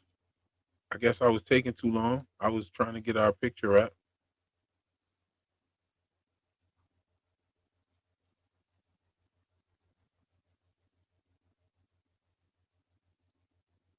Okay, yeah. We'll put this up. How many words did you guys find? I found ambulance, Ankui. There he is. Tony Teflon is in the building. How y'all doing? What's going on, brother? How you doing? Your mic is muted. Oh, this is a dope surprise right before the live ends. What's going on? What's going on, man? Oh, what's going on? You got the mic right. Let's go. All right, all right, all right, all right. So what we talking about right now, man? Oh, I was just about to end it, but we were talking about. I just brought up the little word search that they had up there. Where'd I that was come from? just. Did you see this? No, I didn't. Okay, so they dropped this, and I think they deleted it after they dropped this on MGM's page, All and it right. has a bunch of stuff in here. Stuff that we see talisman right here. Y'all drop some of the words in there. I see talisman. I see boy in white. I see ankui. I Music see box. music box. Uh, Um, there's a couple others that I saw in here. Faraway tree, bottle tree. Um, and there were two questionable ones. Norse and spells. And let me see if I can mark where Norse is. But it's not in the traditional way of a word find. Norse is right here, all right. and then spells is Spells right there, and it goes in the train. So I saw those two right there, but I don't know if they're official. They're not in the average way that you find. But what if some of these words do twist and turn like that? It's possible. You know what I mean? I'm sure if they ain't trying to give away everything, so they probably put some things in there that you have to, figure it out yourself exactly what's going on and stuff. So, Yes, that's probably indeed. what's going on there and everything else. So now I would have to, look at it for a little while and see if we find some other stuff in there that they're trying to do up in there. Yes, indeed. Oh man, when you were calling me earlier, I was in a little session, but Yeah, I got I the was text. definitely trying. So you start in football tomorrow? Yeah, man. Jets start Monday, but football's this whole week is the whole celebration of the football season. What night? What nights do you go live, or do you plan on going live for from? For what? For from? I have the after show, the pre-show, and that'll be before that'll be from that from 6 to 8, and Hmm. then at 9:15 the after show. And that's on Sunday, right? Yeah, is it 9:50? Yeah, I I think think it's probably open up. everybody's going to do a little bit of that, and that's cool. I'm trying to figure out a good date and time to do my lives. You know what I'm saying? I don't want to Mhm. be stepping on toes and stuff like that. I know me and Jeremy were both live tonight at the same time, so I want to figure out what times are his lives, what times are your lives, so at least I'm out of the way. We the only ones that really go live about from that I know of. Yeah, yeah. Oh, my the after shows. That's when I'm gonna have all the guests on and stuff like that. They'll be on that one. Okay. Okay, those are gonna be dope. So I'm gonna be trying to catch those. So I know you'll probably announce those beforehand, right? Yeah, next week I'll start putting up who's gonna be on what episode. I'll put you'll see the pictures of them up there and stuff like that and all that good stuff. So what's your schedule looking like before the season starts? Wednesday, always Wednesday. It's always Wednesday. Always do a Wednesday show. Okay, Always have so that. You know what I mean? I do an early show on Wednesday. You go Wednesday night, I go Wednesday at Yeah, like 3:30. So yeah. I I'm just bump them up and tell them to go and join your live that evening. yeah. I might figure out a way to go earlier on Saturdays. I just like spending Saturdays with the boys.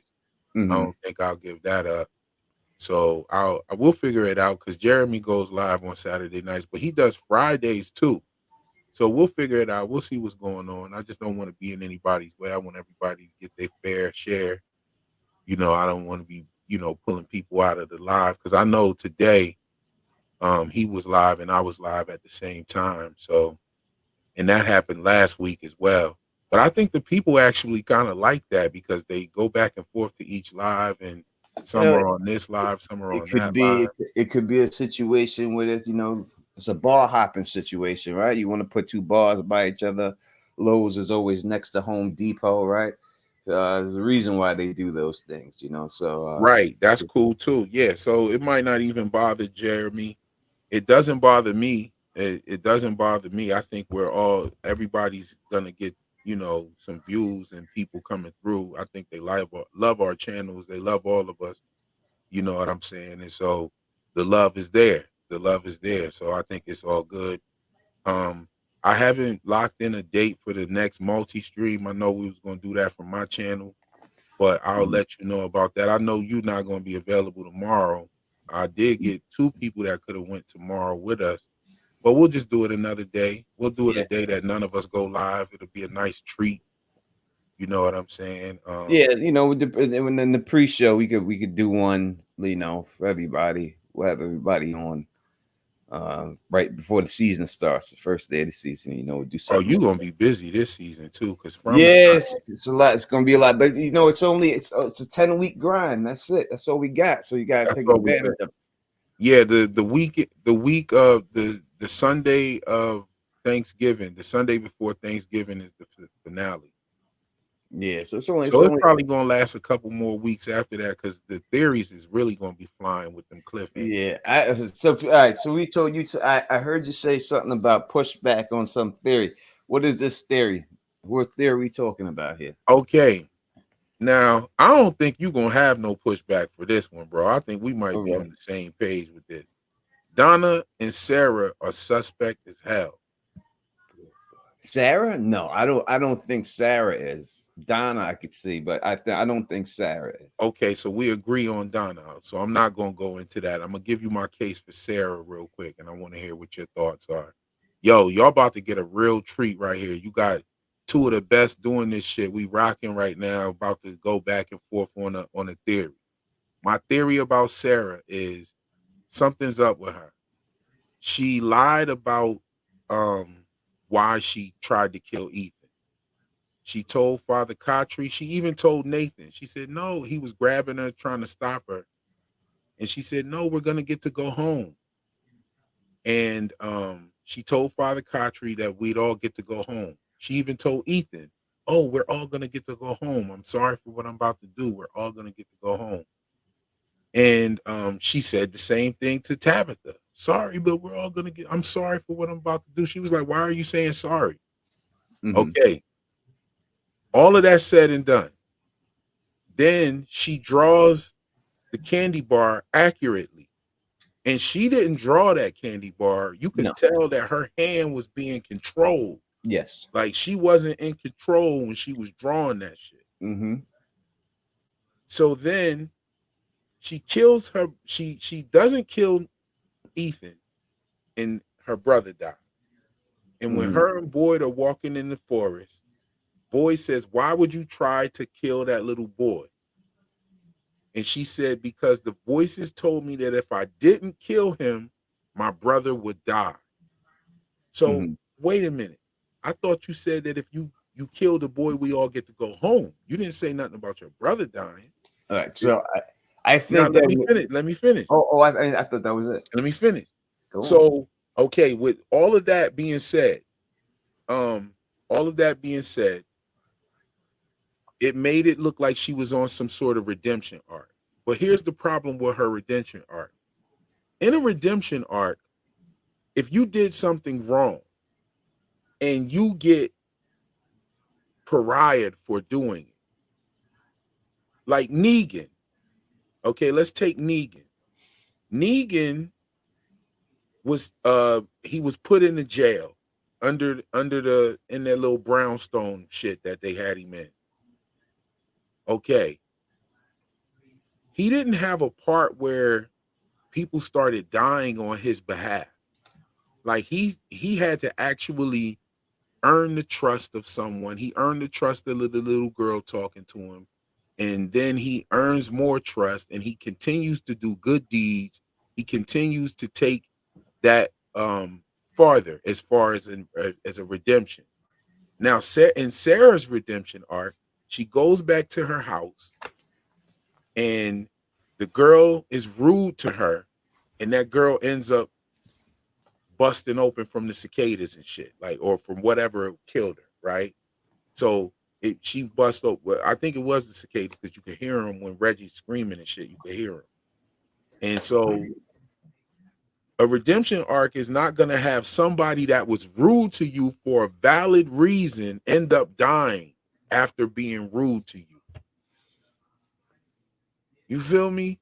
I hear what you're saying. All right, so go ahead. So I think it's taken. You could take it two different ways, right? You could take it from what you're saying face value. You can take it that we know that the alien the I'll say aliens, but the voices, this for everybody else, but the alien voices that are talking to her and told her to kill him, they might possibly, we don't see everything. We've seen this in the show before that people have conversations off screen, things happen off screen.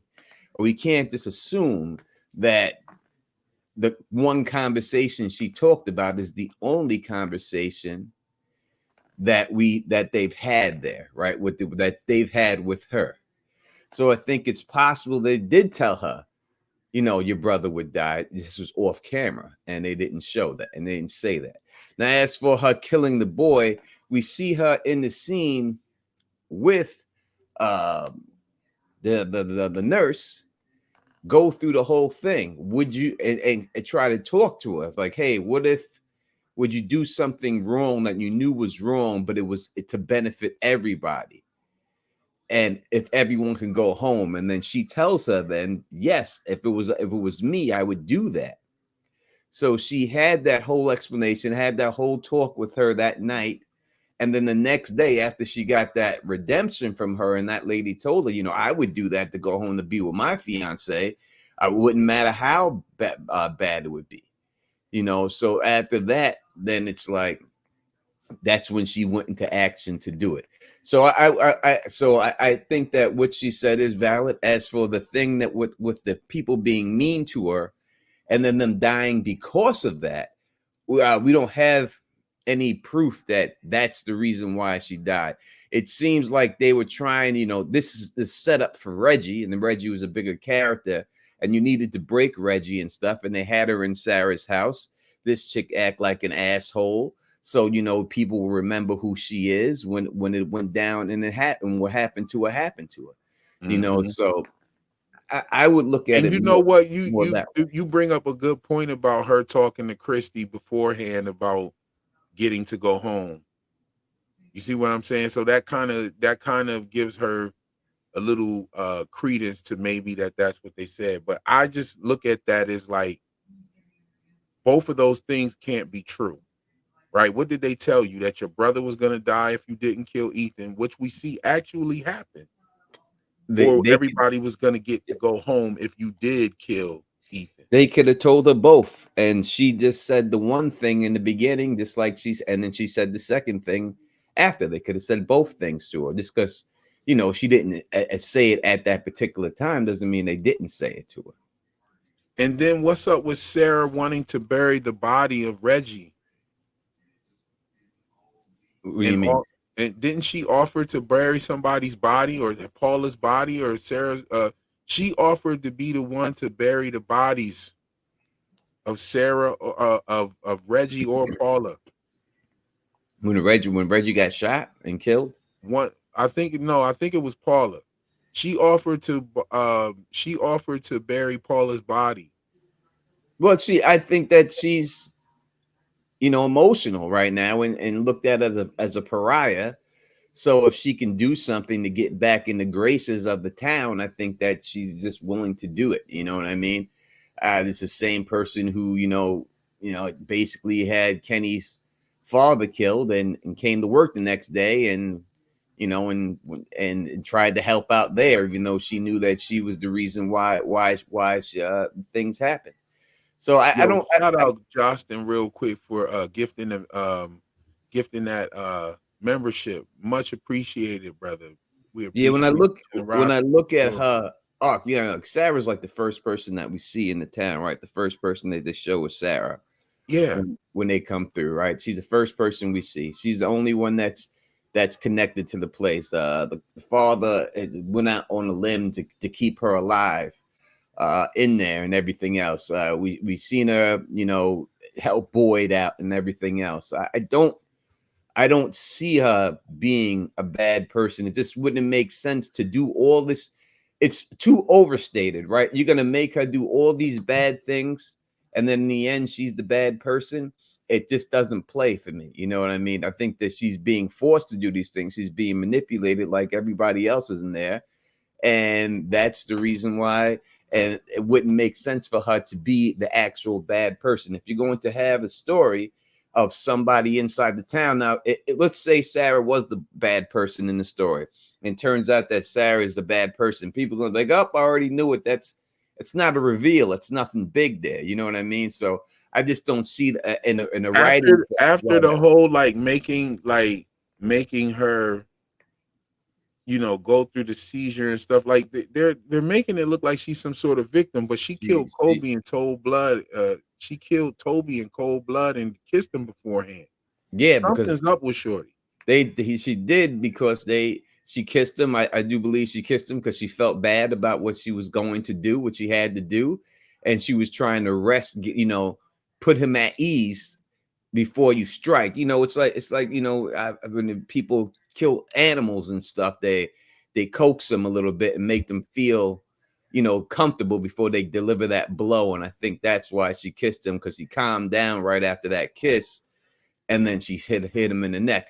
And again, that she did that because she was told to do that. It's like she was told to leave the door open and stuff, and this is what it is. So I just think that I don't see her being a mole or anything like that, anything other than what she is. In the end, Sarah's going to be one of the main reasons why everybody gets out of this place.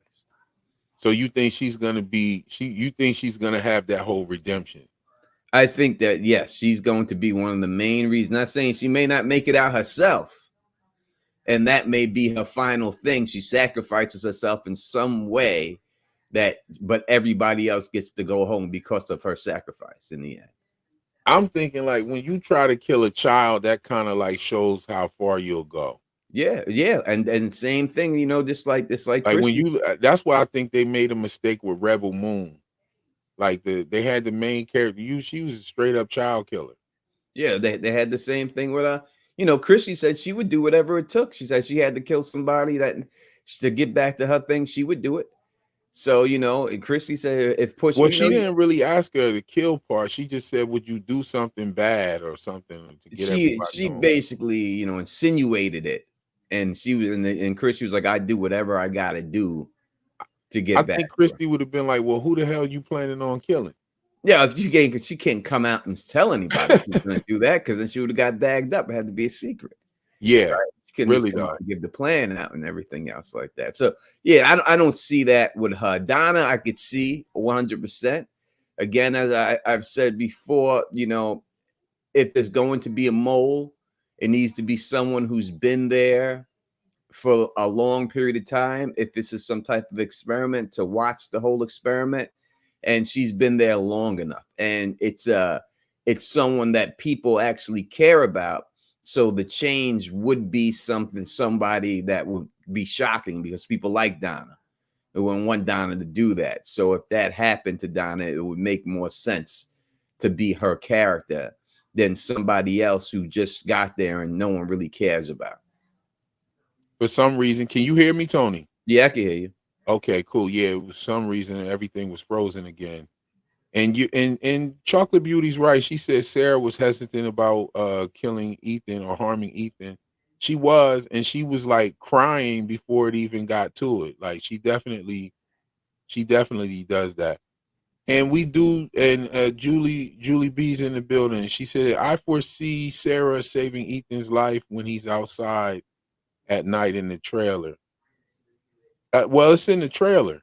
It's right there in the trailer that she was doing that. And there will be a cheesy nonsense like this is supposed to redeem her because she saved the boy she tried to kill. I don't think it would be cheesy like that. I don't think it would go down like that. I think it's just showing that she's not the evil person that she was. I don't think that, you know, Jim will ever forgive her or something like that in the end.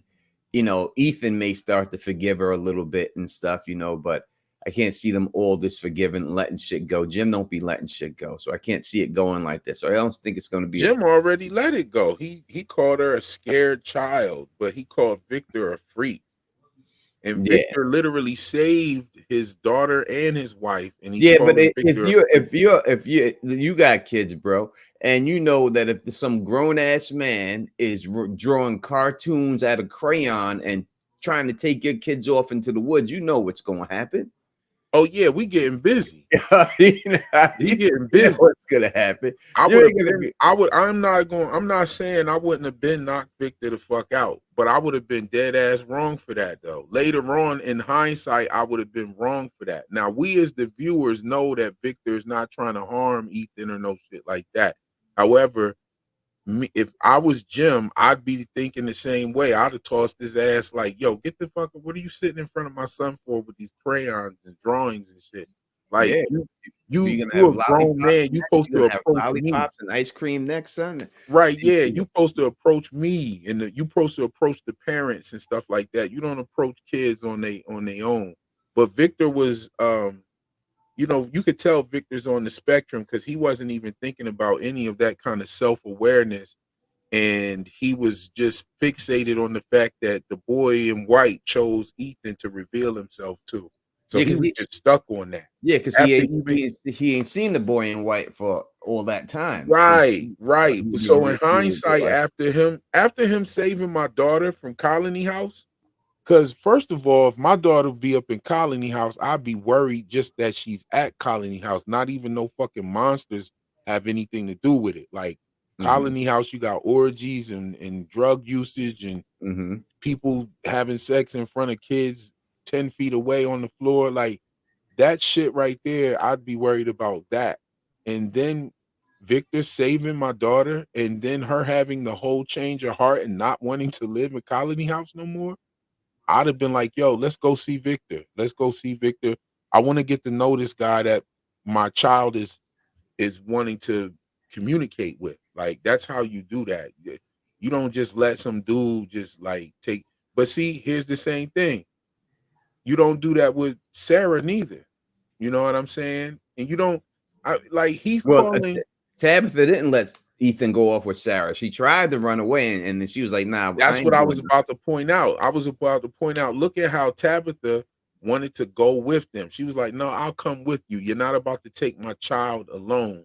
A creepy ass old man already tried to take him out in the woods. I don't trust none of you people."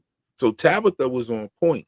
Yeah. But Tabitha and Jim had that conversation out in the backyard Mhm. when Julie asked said, "Can we go see Victor?" And I want to go up to Colony House and see Fatima, and we can go see Victor and all of that. And Jim was like, "No," and Tabitha was like, "Yes." And Jim talked to her outside and was like, "Yo, I don't want y'all going up there seeing some freak." And I just think that that was out of line in hindsight. Like, bro, you out in the woods with Randall. You on some shit like that. You was about to go out in the wood. He didn't even tell his wife he was going.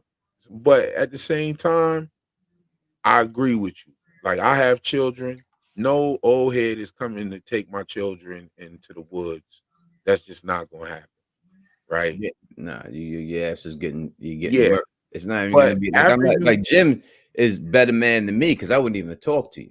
Well, But yeah, it would have been I'm meatloaf gonna hit you. automatically, automatic meatloaf. Especially after I done had to toss you out the diner already, and then you came and got my son after I had to put Mhm. hands on you already. Oh yeah, it's meatloaf. But this, I mean, the thing about it though is, after him saving my daughter and saving my wife, we can sit down and talk and have a conversation and clear up any misunderstandings and shit though. Yeah, But that if you consider that I mean, he didn't really save her. He just showed her somewhere, and now she's gone. You know what I mean? So I don't think that would be looked at as him saving her. She wasn't under any threat of anything. She chose to go out there. He took her to the tree and showed it to her, and told her what was going on out there. So I don't know if that would be considered he saved Tabitha. I don't see how he saved her. in the tunnels. Oh, in the tunnels. I mean, I think she saved his ass. That motherfucker It got was shook mutual.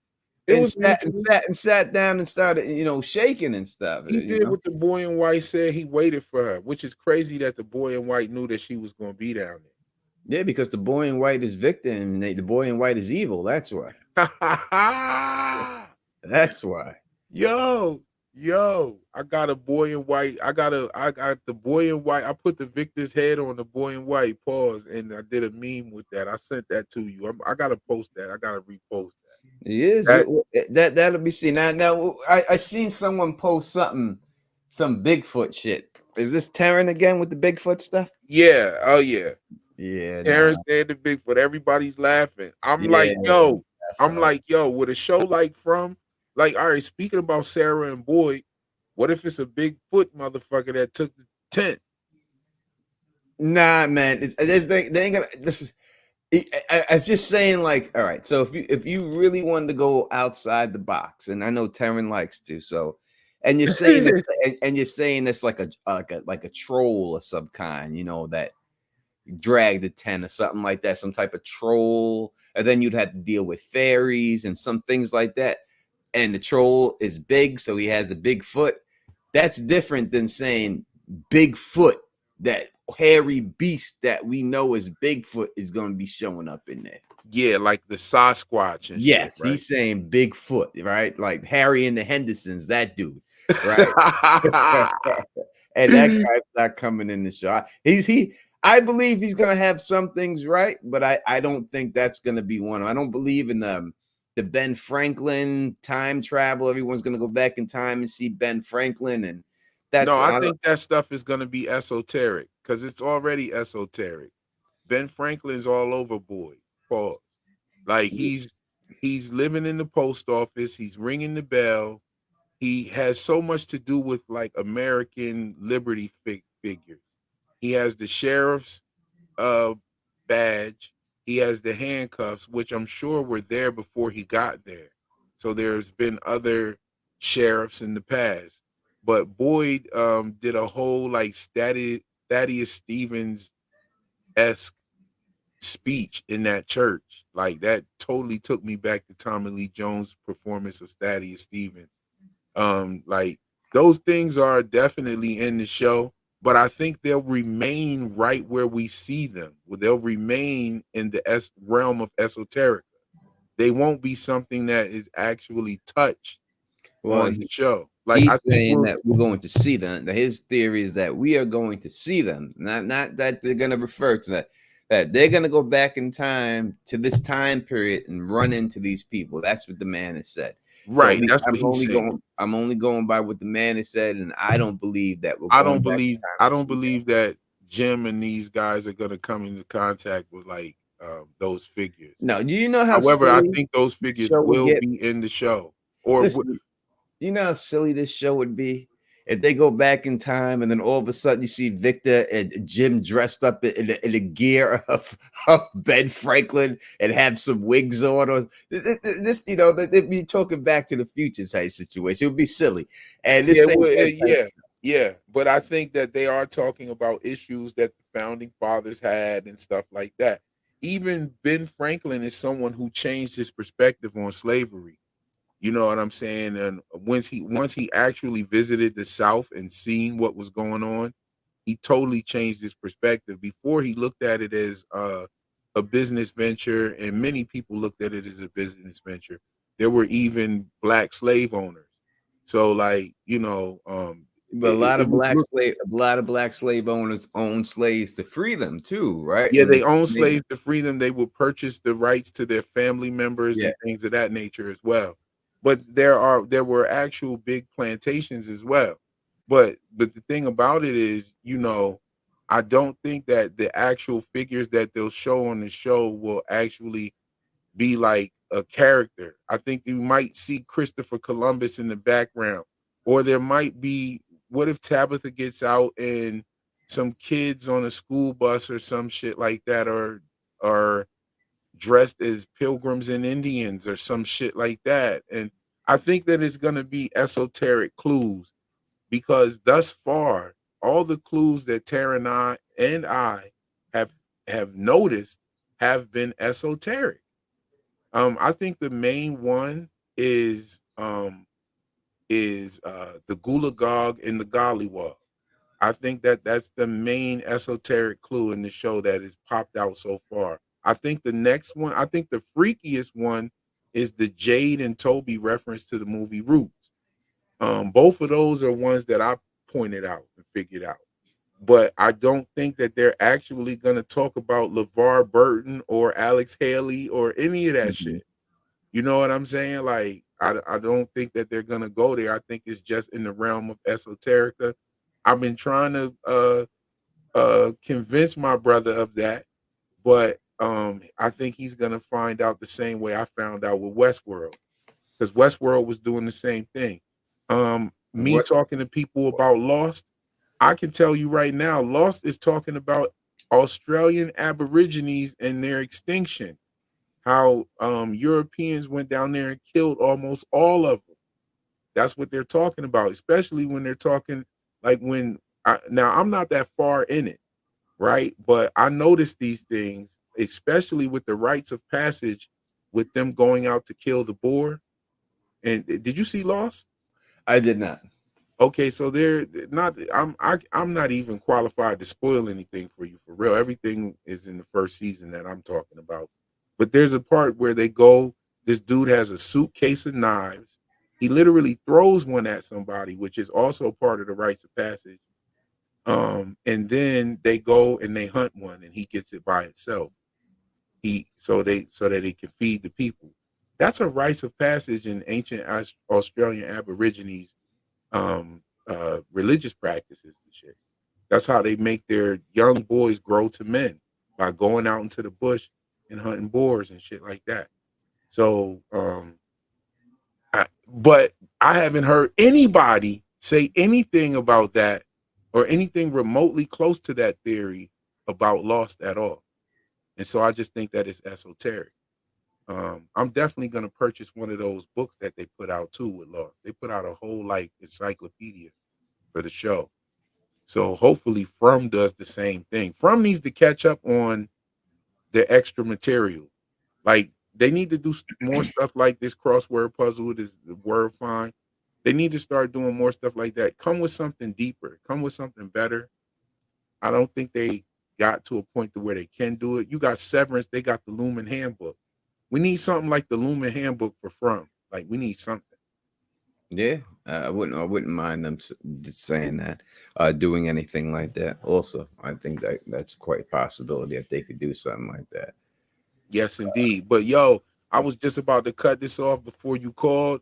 I'm gonna tell you that you were the best possible call that we could have gotten. Like, shit, you you calling and showing up was definitely a treat for everybody. Like, I definitely didn't expect that, and I'm glad you came through No and doubt, no doubt. gave some good old pushback.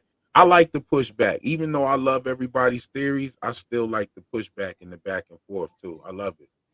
This is no one knows. No one's written the shows. Nobody knows what's gonna happen. That's what makes it all fun, and we'll see. We'll see who's right, who's wrong.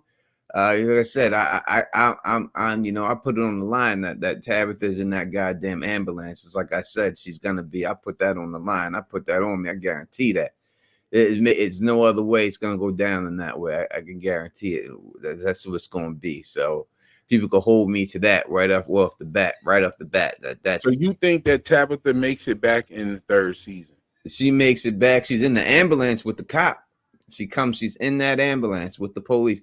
Anyone who's watched the video, you can watch the video, you can see why I said it. But yeah, she's in that ambulance with that cop. That's a guarantee. I guarantee that. There's no other way to play it. So just to be clear, real quick before we hop off, you're not going live tomorrow. Tomorrow, You got football there's a tomorrow. lot of football going on, so probably not tomorrow. No, I'll be watching Okay. football all day and night. Okay, but we'll catch you on Wednesday night then. Yeah, Wednesday night I'll be there. I mean, if I did go live, it would have to be a early. I know there's no way I could do anything. No, I'm gonna do a video. I'm gonna make a video and drop a video tomorrow. I'll wake up at like 6. I'll knock a video out. I have it up by like 11, and then that'll be my from video for that day. And then I'll gotta watch football all day. I'm in too Yes, many indeed. fantasy leagues not to watch it. Yeah, I see. Definitely.